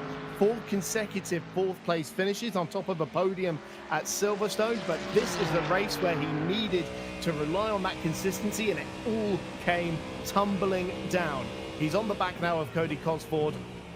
Only half a second between them as they go over the line to start the final lap of the race, but unless Ryan Woodrow or somebody up the road really throws it at the scenery, it is not going to be enough for Erdős to try and take the championship away. He's got a face full of spray from the rear tyres of Cosford's Ferrari, and he will try and use a little bit of Coyote V8 grunts down the Retta Aposta as Cosford defends to the inside, and not enough. Oh, just enough, in fact. I thought for a second that Erdős was going to have him. Meanwhile, here comes David Bosger up towards the timing line. David Bosger takes his first victory in the Crown Racing Series and absolutely blitzes the field on a wet day in Sao Paulo. We keep an eye on Balázs Erdős, though, because he is fighting for 6th place here. But I think as soon as Woodrow goes over the line, we'll know that the championship challenge has come to an end for Erdős. He goes to the outside of Cosford at turn 9. That would be a very bold, brave and beautiful manoeuvre indeed. Was there just a little touch there with the rear of the Ferrari? It was snaking away a little bit to the outside again, this time at Pico de Pato for the Hungarian. He gets squeezed out onto the curbing. They rub wheels again, and that gives him the inside line going into the dive, and they bang wheels. They barge. Eventually, Balázs Erdős manages to get the manoeuvre done, but with the top 4 now over the line, where is Ryan Woodrow? Because him coming over the line will seal it for Nikolai Peterson.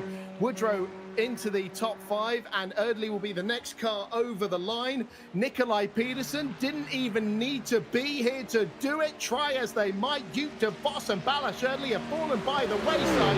And with 6th position, we can now confirm that Nikolai Peterson is the inaugural Crown Racing Series champion. Unbelievable stuff. What a race. It has just thrown absolutely everything. But a huge congratulations to our winner and our champion. Somebody get Nikolai Peterson on the phone. We're going to want to hear from him. Hopefully he can join us virtually as well, with Paige, Claire and Abby dissecting that one, because that was a monster race. And look at that, the 2 Walk Racing teammates, formation flying for their 3rd and 4th place finishes, both of them securing their best results in the championship. Danny Neo with his first ever podium in the Crown Racing Series. I'd say that has been a long time coming for Neo. He has shown flashes of brilliance throughout the season, and he ends the inaugural campaign with a 3rd place finish just in front of Mihai Neg, who was last and sideways and damaged at turn 3 on the opening lap, and he comes home to finish in 4th place. Incredible stuff. That was, I don't know about you, Chris, but can we do this all over again? Season 2 is coming. Keep an eye on the socials, because we will be back for another campaign. And I will say that Simon and Serge have done an incredible job putting this together. The inaugural season has been full of incredible drama. And if you think you can take the fight to these guys, come and join us. You don't need to be backed by a big team. There are no teams in the Crown Racing Series. Every driver is fighting for himself. Yes, I've alluded to teammates in this, but they're teammates in other championships. Yes, they work together a little bit, but there are no teams in the Crown Racing Series. That brings an end to a remarkable first season of the Crown Racing Series. Nikolai Peterson is champion. David Bosger, the race winner. Let's go back to Paige, Claire, and special guest Abby Pulling to dissect that one. Wow. What a race. I don't even know where to start with that one. I don't Paige either. Eagle alongside me, Claire Cottingham. Very shortly as well, we will be having Abby Pulling, of course, the history maker and the 2024 F1 Academy champion. I am so excited to speak to her about that one because I'm sure she's got a lot of thoughts, and I'm sure we've got a lot of thoughts in general once we catch our breath about how incredible that race was. I mean, we knew there was going to be a lot thrown into the mix with tyres and all sorts of things like that, but we didn't quite know it was going to be to that extent, did we, Paige? No, we didn't, and it started all in qualifying. We didn't expect that Joop de Vos was going to have some connectivity issues, and then we were all looking at Balázs Erdely to see what he could do, and then everything just happened. I don't even know where to start.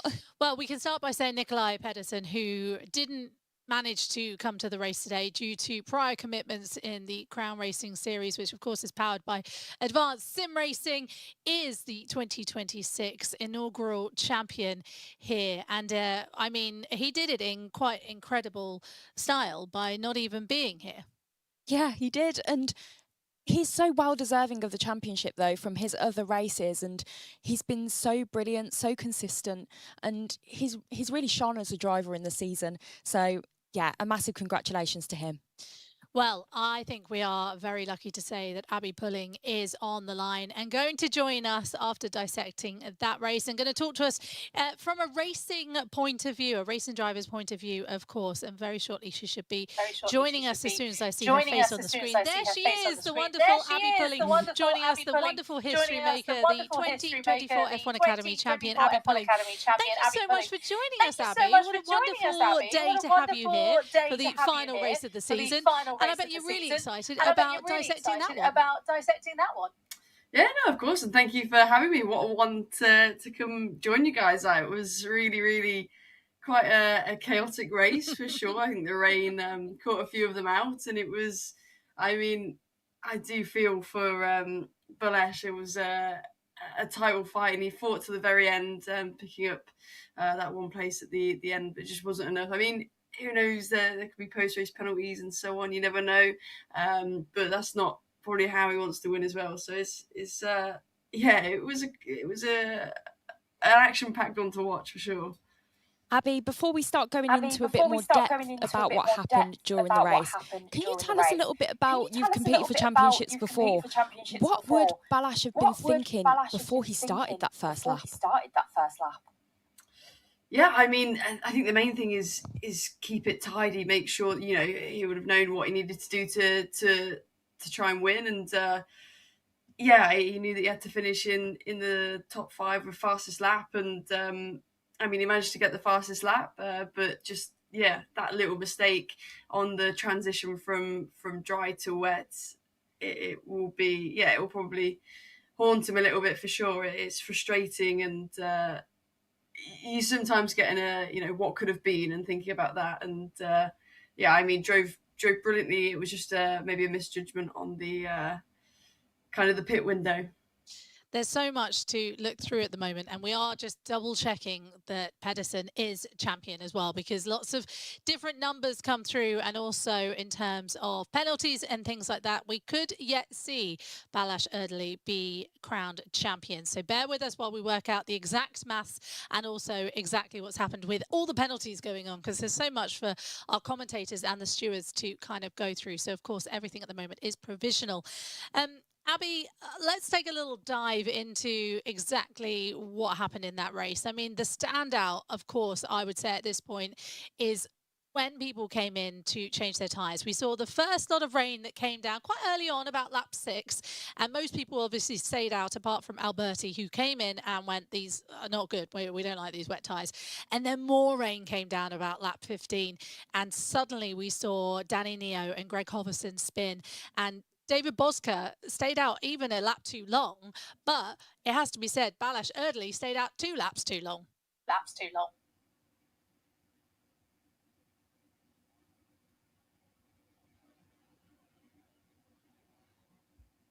Suddenly lost Abby just briefly there. We'll see if we can get her back and see what her connection's doing. Here she is. She's back. No worries. She's back. No worries.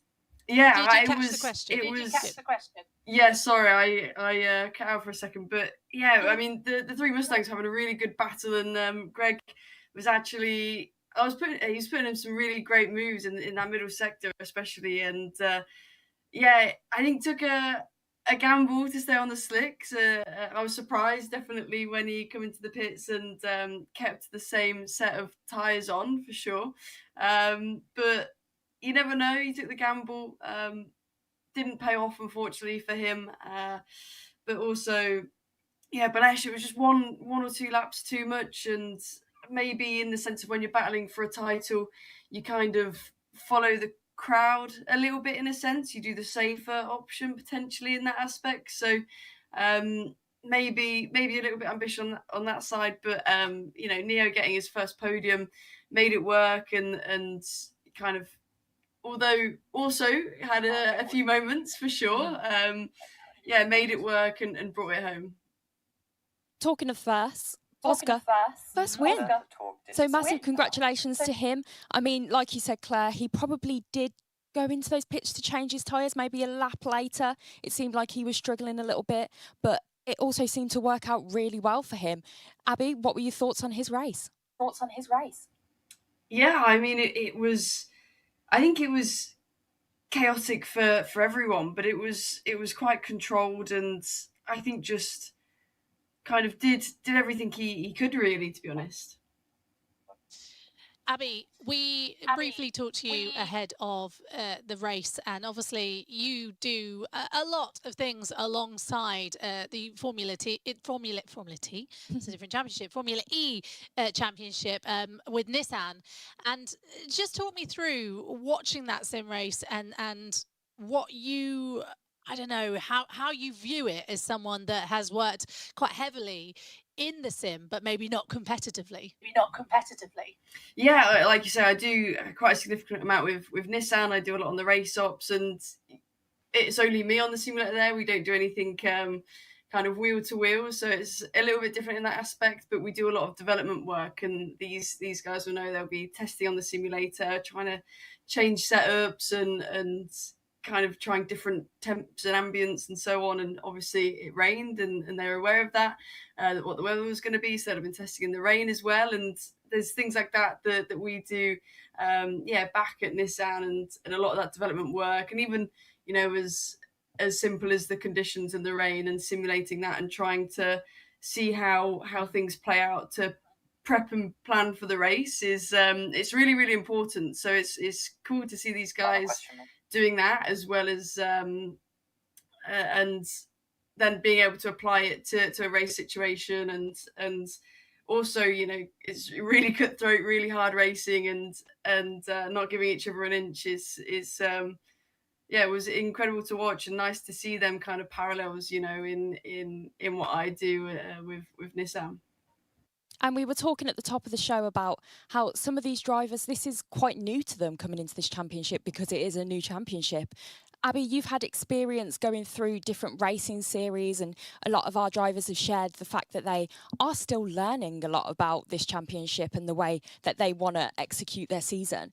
Could you give a bit of a thought on going across different racing series and what it's like to sort of learn on the job? Yeah, well, I think the first thing is I love how accessible sim racing is, and it's, you know, no secret that motorsport is really tough to get into, and it's it's hard in the accessible side in the sense of finances. And I'm very fortunate that I started at a young age and have managed to race in lots of different series in my lifespan so far. But yeah, jumping kind of from track to track, car to car, especially in sim racing, you have such a wide variety of cars at your disposal. And seeing the it was predominantly the Ferraris and Mustangs in this championship. It seemed like people found what they gelled with, and I think that's a really great thing you can do in esports and in sim racing, is you can try every manufacturer and see what works for you, and in different scenarios potentially. And there's nothing stopping you actually changing manufacturers in the next series you do, and a lot of them actually obviously balance between series, what car they're in, and jumping back and forth and adapting. It's such an important part of what I'm able to do in racing, is being able to jump from car to car. Of course, doing some jumping in the Nissan car every now and then jumping back to the GB3, and then sometimes I've gone and done a track day with either sponsors and giving them an experience and making sure. I mean, luckily it's not as competitive in that sense, but still got to give them a great experience. And being able to jump to different cars is a really important skill. It's that adaptability. It's almost when you're racing in the rain, you don't really fully know what that feeling is going to be, and you've got to drive on feel, and it's a really kind of important skill to develop. Yeah, it's so true. And making that point about the different cars that you jump into as well. Abby, we'll let you go. Thank you so much for watching the race with us. We really enjoyed speaking to you afterwards. And also I love seeing Herbie in the background, your little picture as well of the most beautiful dog in the world. There he is.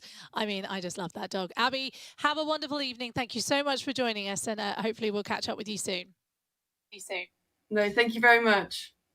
What a dream. What a dream to hear from Abby Pulling, obviously a history maker within her own right, and making waves throughout the whole motorsport world. And yeah, great to speak to her, and always lovely to hear from a driver themselves who takes this championship incredibly seriously, exactly the same as the drivers do. It is time to start having a chat with some of our drivers, though. So very shortly we'll be speaking to David Bosger, of course, and Luciano Vitford and Danny Neo as well. And we are just checking still, because I want to say provisionally we think Nikolai Pedersen could have taken the championship, but we also think that Balázs Erdely could have as well. So bear with us, because we are just checking everything for that one. So I think now would be a good time to head over and speak to one of our drivers. And I believe David Bosger is on the line. As soon as we can hook up and see if we can speak to him, we will bring you that interview, of course. David Bosger, are you there on the line? Can you hear us? Hello guys, yes, I'm here. Hello, How are David. you? How are we doing? Congratulations. I mean, that was a chaotic one out there. I want to ask you first, after obviously to say congratulations, because well done for keeping it on the track in general with the amount of rain that came down at one point. What was the crunch point of when that rain got a little bit too much and you decided to come in and change those tyres? I was just having no grip and I knew it will rain for quite a bit, so I just said, okay, I'm gonna pit. And then I forgot you actually now in the new update change tires at different times than fuel. So I was like, oh, this might have been bad, but I saw it was quite a lot of rain, so I was like, okay, let's go out, let's push, and let's see. And yeah, it was the right call that lap. Maybe one lap earlier, I don't know, but that lap was the right call, so it was fine, I guess. David, so what was your strategy sort of going into the race?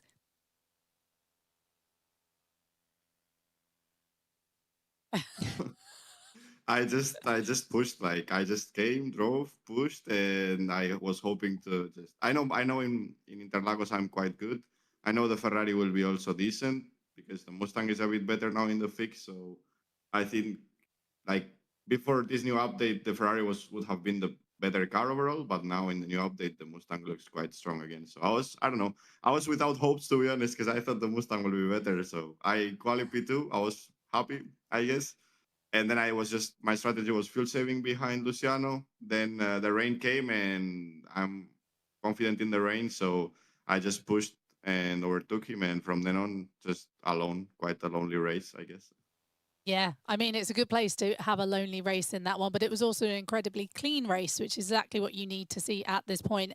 We were talking ahead of the race today that you've had such an unlucky season with 2 DNFs and also, you know, penalties that haven't gone your way.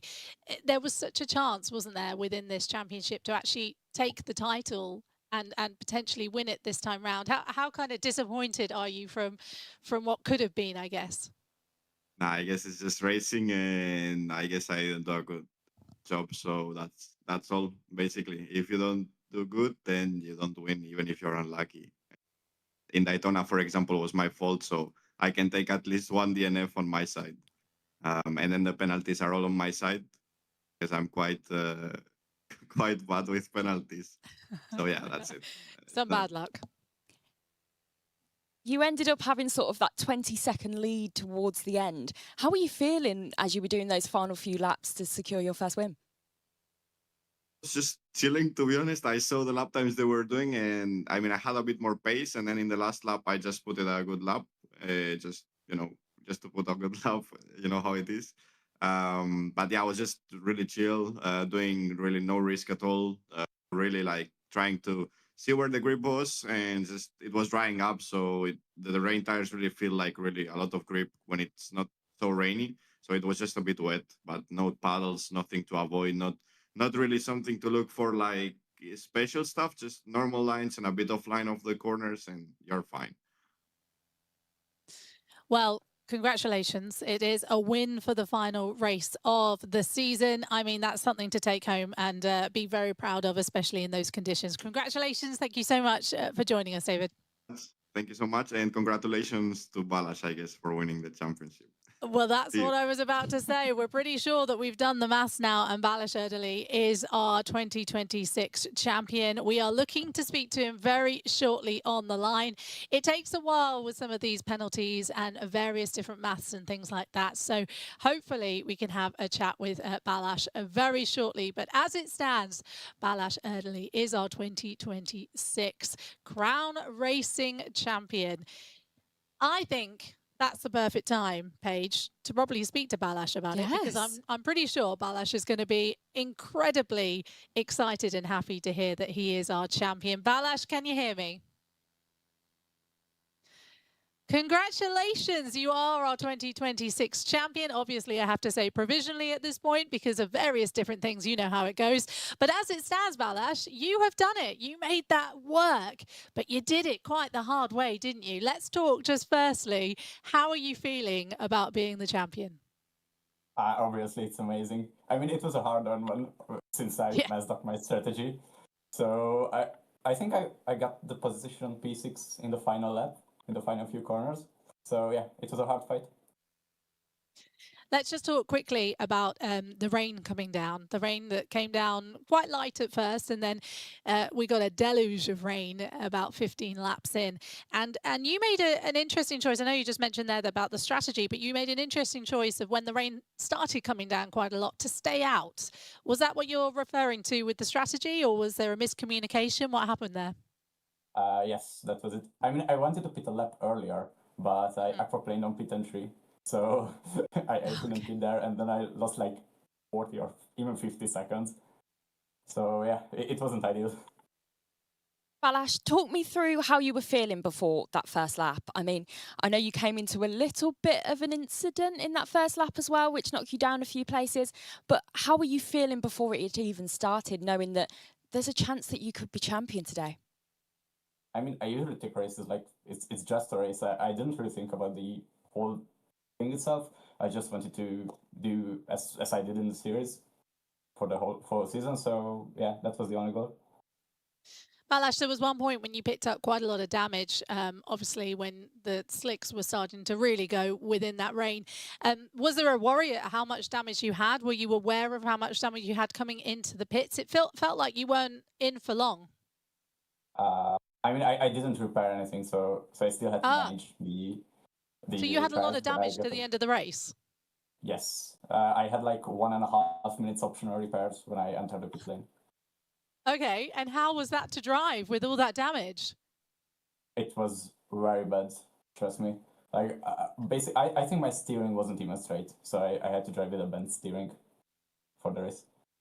Wow, I mean, mine and Claire's face when you said that you were driving with that damage on the last lap, because you were giving it your all on that final lap. Can you talk us through about what was going through your head? While racing, I didn't even realize. I knew that when I was in P5, I would have had the championship, but I didn't know how much points the P6 gets. So I was like, yeah, I need this position to be sure that I get the championship. But yeah, I only knew after the finish that I have it. Balázs, we spoke to you at the end of the last race and we mentioned, and I probably shouldn't mention this, but mentioned that we hadn't quite seen a podium position from you yet, and you've managed to win the championship on consistency alone. I mean, that's quite an incredible feat. Yes. I mean, I have one podium finish in the first race due to penalties, but on pace, I've never been on the podium. Yes, but not an outright one in terms of the fact we've been able to speak to you. But how incredible that consistency alone just shows that, you know, you can put your foot down and get the points and be able to win. Did you think, you know, when you still hadn't picked up a podium by, you know, the penultimate round that this was possible? Yeah, I obviously knew it was possible. Like, obviously, in such a short season, we had 6 races. Only if one race goes bad, like, you're basically out of the championship. Like we saw with Greg, he had the pace all season long, but in the first race, I think it was even in turn 1, he got some damage, and then basically he was out of the championship fight. Before you even started the championship, did you even have a thought that potentially this moment could happen where you could be champion? No, not at all. I saw the guys driving in the series, and I was like, yeah, maybe a P5, P4-ish was possible, but not winning it. Well, Balázs, you can be very proud of yourself. Provisionally, at the moment, you are the 2026 inaugural Crown Racing Champion. So go and enjoy it. And yeah, hopefully we will speak to you again soon in the future. Thank you very much. See you. Well, lovely to speak to Balázs there. And I love the fact that, firstly, he drove home without any steering. He was struggling with the steering. He had all that damage. Because I said to you during the race, actually, I was speaking to Abby Pulling during it as well. And she's, you know, we asked how much damage time they're going to be. And you think there's going to be a lot of damage time. And actually, I was like, oh, he's come out pretty quickly there. Quite fast. So quite an incredible feat, of course. So lovely to speak to Balázs early there. I think let's speak to Luciano Vitvoet, who is our second place driver who is on the line. Luciano, how are you doing? Congratulations, a second place for you. Yeah, thank you very much. I'm doing okay. Now, all chill again. Good. Nice to see you back as well, joining the championship. I know you missed, obviously, one round a couple of races ago. Lovely to see you back on the podium as well. Luciano, there was a lot going on out there, wasn't there? Yeah, it was quite a eventful race, I must say. It was, I mean, after the first rain shower, I expected it to be smooth sailing to the end, and then we got the second rain shower, and it got all turned upside down. So, not a boring moment. Turned upside down is a great way of saying it. Yes, definitely. And you spoke about the rain. How were you feeling whilst you were driving and all of this was happening? What was going through your head? Was it a change in strategy that had to happen? Definitely. We practiced on the server yesterday, and basically we had that first shower coming in, and we figured, okay, stay on the slicks, and we'll just tough it out. And as soon as that second rain shower came, we were all like, okay, you know, maybe a change of strategy is necessary. And I saw David go in, and I'm like, oh, you know, that's one lap too late for me. So I dove in the next lap, but then it was already too late. I lost, I don't know, 10, 15 seconds making it back to the pit. So I wanted to toughen it out and stay on the slicks, but I'm really happy I didn't. So, yeah. Yeah. When obviously the first rain shower came down and Alberti came in and realised those wet tyres, it wasn't ready for wets, did that make you more hesitant than to go into the pits when the rain shower came down? Because obviously, as you say, David went in and he didn't even know it was going to rain. He just told us during the race. So he obviously just took a massive gamble. But for you, I guess it was just, like you say, one lap too late. Yeah. When I saw Alberti go in, I figured, you know, this is not going to work for him. The slick tyres were just good, like too good at that point in the race, and I figured we're not losing too much time.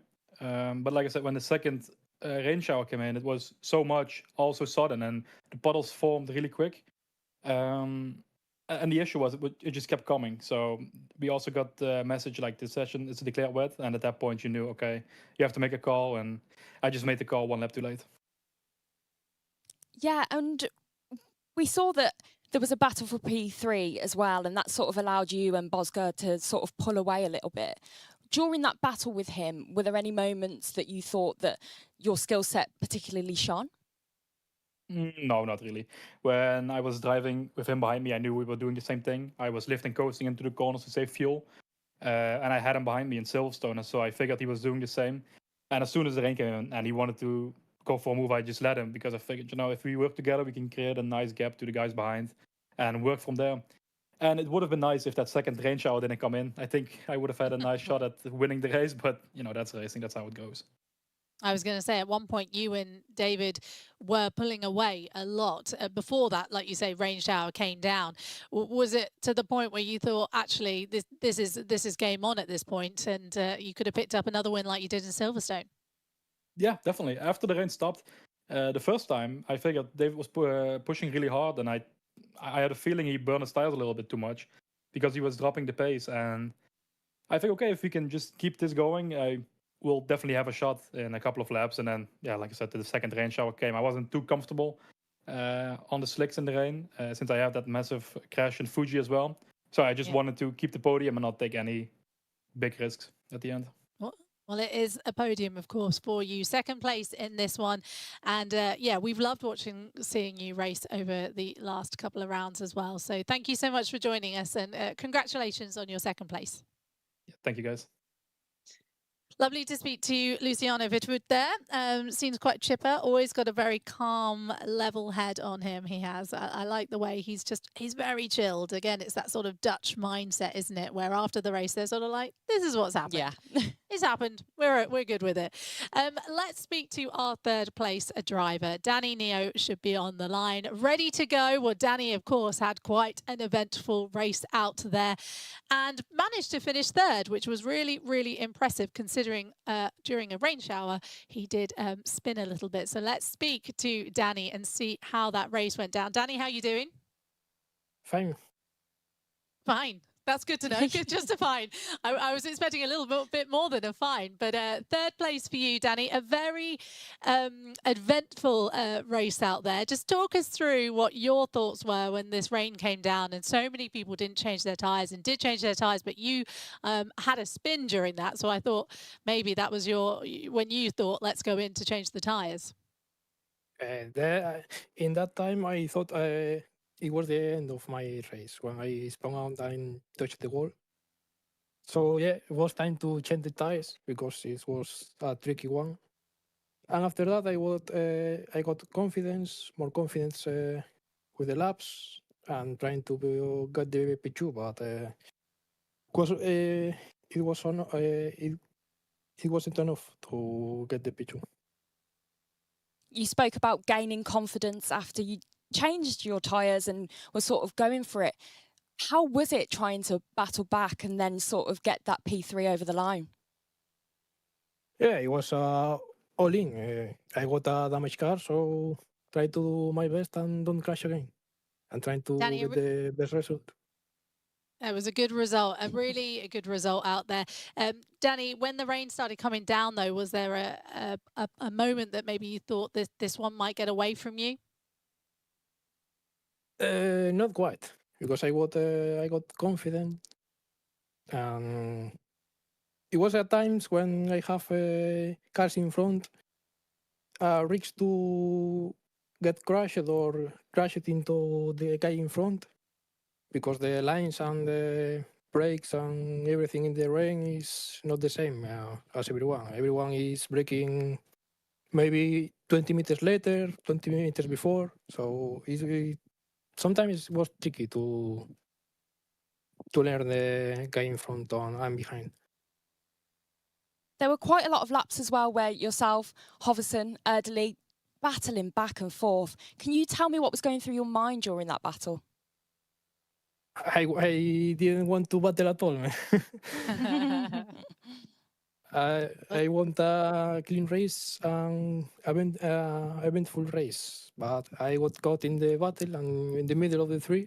Sometimes it seems I send it too hard in the T1, but I was avoiding the guy in front. I didn't want to go to descent, to make descent in T1. It was always avoiding the car in front. Danny, would you say that was probably your best race of the season? Probably one of the best, yes. Well, Especially thank in you. the rain. Yeah. With the rain, maybe Spa. The first stint in Spa was nice, but I think I take this one from the best of the championship. Well, enjoy that third place podium. You deserved it after all that battling out there in the rain, Danny. Thank you so much for joining us. And yeah, thank you. Third place for you. Danny speaking to us there. Danny Neo, he had quite an eventful race out there, didn't he? Obviously, there's a couple of things that I was, he touched on it. He spun when the rain came down, but actually he was one of the first drivers to come in and change the tyres. Yeah, so I think that spin that he had sort of worried him so much that he went straight into the pits, like he said. So it really was the saviour of his race, and it has allowed him to now go on, get that P3 and end his season on a high by getting his first podium. So, of course, let's talk about Balázs Erdely, because now we've worked out exactly that he is the champion. Provisionally, I'm still going to say provisionally because there's everything that can change in racing in general. He sounded so happy, didn't he, after the race? And not only that, he sounded so much like he didn't think it was going to happen, because coming into this, Nikolai Pedersen, and if you missed it earlier, Nikolai Pedersen hasn't been here racing this weekend due to a prior commitment to the Crown Racing Series. But Balázs came in as almost a bit of an outsider. He was second coming into the championship, so he had every single mathematical reason why. But during the race, we lost him a little bit, didn't we? Yeah, but then it was really great to see him on that final lap, really, really fighting. And we spoke at the top of the show about, was he going to take risk? Was he going to play it safe? And I mean, he took some risks, and thankfully they paid off. It did pay off, and he was very happy. I mean, the fact is that when that rain came down, we could see, sitting here in our little armchairs and not having to, work out where we are on the track to find out if we can go into the pit lane, we saw that it was getting too wet. And when the chaos hit of every single driver basically out there spinning, including Greg Hoverson, including Danny Neo, we saw Balázs Erdely going into the wall at one point. We were shouting, get in, change your tyres, change your tyres. What would have stopped them then of coming in to change the tyres? Well, it had happened even before went into that wall. It happened at the Senna S's as well, where he just went off, and that would have been the moment for me where I would have turned around and gone, okay, something's wrong here. Hoverson was spinning at that point as well. So I don't really know. I think he was chancing it and thinking earlier on in the race, those who went on the wet then suffered because they went on the wet. So I don't know if he was just trying to hold out that little bit too long, thinking maybe the rain will pass. But even if the rain passed, it was still really wet out there. Well, let's speak to another driver that was more in the midfield and maybe could shed light a little bit into it for us, with Cody Cosford joining us now, across the line, 7th as it stands. Cody, there was a lot of talk out there about when to come in and change your tyres, wasn't there? It's quite tricky to pick because obviously the practice server last night, it wasn't wet enough to go to the wet tyres. So there was a lot of unknown of should we go to the wet and when was best. Myself and a few others were about 1 lap late, staying on the slicks. A few others, I think it was the driver that won the race in the end, timed it perfectly, came in basically as soon as it started to rain. Well, you say he timed it perfectly, but David Bosca himself said, actually, I came in a lap too late. So everyone that came in a lap or two after him potentially could have come in a lap too late, if you know what I mean. So it was definitely on a knife edge for a lot of drivers, wasn't it? Definitely, and obviously the worry is that if you go to the wets and it dries out too quickly, then that can compromise you at the end of the race. So it's a difficult call to make. Personally, I was too late coming in for the wets, but it did make it much more exciting because everyone was then on a slightly different strategy as well. And I mean, it was exciting to watch as well. How did you, so going into the race, did you have a strategy about the rain, and did that change much? What were your thoughts whilst you were still on the slicks going round and thinking, maybe it's time to come in now?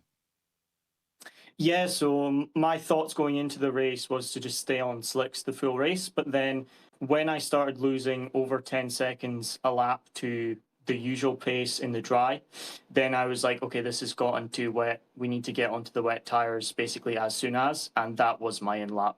As soon as I noticed, okay, I'm losing way too much time staying on these slick tires, I immediately jumped into the pit lane for the wets. And I also noticed that the race leader had also gone on wets. So I thought this is probably the right call, albeit a lap or two too late. Yeah, always good to let someone else be the guinea pig before you go out there, isn't it, at that point? Cody, how much have you enjoyed this series over the last couple of races? Has it been a championship that you've enjoyed getting your teeth into?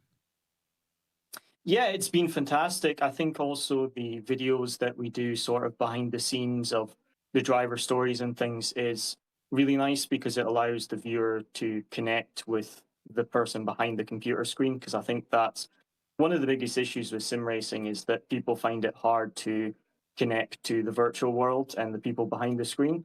So I think the way that CRS is doing it has been really fantastic this season. No, it's great to hear you say that. That's what this is all about. It's about showcasing the drivers' personalities. Do you have a highlight from the season? Is there a track that you particularly enjoyed? Is there a moment where you really felt, oh, this is brilliant?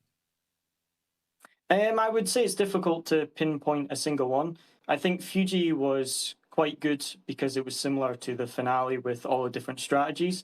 But I also quite liked the finale because just how different everyone's strategy was and how it played out in the end. So I would say it's between tonight and Fuji. Fuji seems to be a favourite. It turns out sim races just like having rain thrown at them. Yeah, is what I've worked out, Cody. Cody, thank you so much for joining us. It's really lovely to speak to you, and thank you for joining us throughout the season as well when we've spoken to you. It's always a joy. No problem. Thank you. Take care. Lovely to hear from Cody there, and he makes such a good point, doesn't he? Because CRS really tries to make sure that we learn as much as we can about these drivers. And like he says, sometimes there is that barrier, isn't there, between us and the sim and then the driver. And it's nice that CRS do these, like you said, the videos, the videos before and after, and they do a podcast as well, which you can catch on the website, of course. But that's exactly what we're about, trying to teach people that actually behind the sim there are very serious and passionate racing drivers. Yeah, and even the post-race interviews, we've seen them so passionate. We've seen drivers just share their true feelings after the race, which sometimes you really don't get in sim racing. So no, it's been absolutely brilliant to give them the opportunity to showcase their personalities and also get them right out of the heat of the moment as well. Paige, talk to me about how you've enjoyed this, and I'm sure you have because we were sitting here watching it, very much enjoying it. But what's been kind of your standout for today? I think that's really hard to choose. I'm so happy for Balázs, and I think he's a younger driver. I think he's done really well staying consistent throughout the whole championship, and I just think it's brilliant that provisionally he is our champion at the moment, and I've just absolutely loved being here. It was a phenomenal race, and I mean, chaotic at best. Chaotic at best, but I think also really showcasing exactly why we love Crown Racing Series. Another hard question for you, apart from it being your best and you being happy about, obviously, Balázs, who was a standout performer, but who do you think was your standout performance maybe of the season? Wow. So if I'm taking the championship out of it, I would say David Bosger. I think the races that he was able to finish, unfortunately, apart from those DNS, I think he showcased that he's an incredible driver and is backed by really good strategy as well. And he noticed in those moments when he probably admitted that he could have come in a little bit earlier, but even throughout the season, I just think he's drove brilliantly when he's had the opportunity to finish a race. So I would say Bosger, yeah. Yeah. I think Bosca's definitely up there with one of the best drivers that we've seen throughout this series, of course. I just want to say a big congratulations, of course, to Balázs Erdely, who is our 2026 Provisional Crown Racing Champion. It has been a joy to see them race over the last couple of races and also over the last few months as well. We've got to really get to know these drivers. Any last thoughts from you, Paige? I'd just love to see the drivers, some of them, most of them, come back for season 2 as well. I mean, it's a great championship and yeah, it's been a pleasure to be a part of it. Only a small part. No, you've been a huge part, Paige. It's lovely to have you here. Paige Eagle, of course, alongside me. Big thanks, of course, to Adam Reed and Chris Stevens in the commentary box and everyone behind the scenes as well here at Apex TV and all those people you can't see as well. There's plenty of people working on this championship. Congratulations goes to Balázs Erdely then, who is our 2026 inaugural Crown Racing Champion. We are powered by Advanced Sim Racing. Thank you for joining us. Stay looking out for season 2. We will be in your ears and on your screens very soon. Thank you for joining us tonight and congratulations goes, of course, to Balázs Erdely.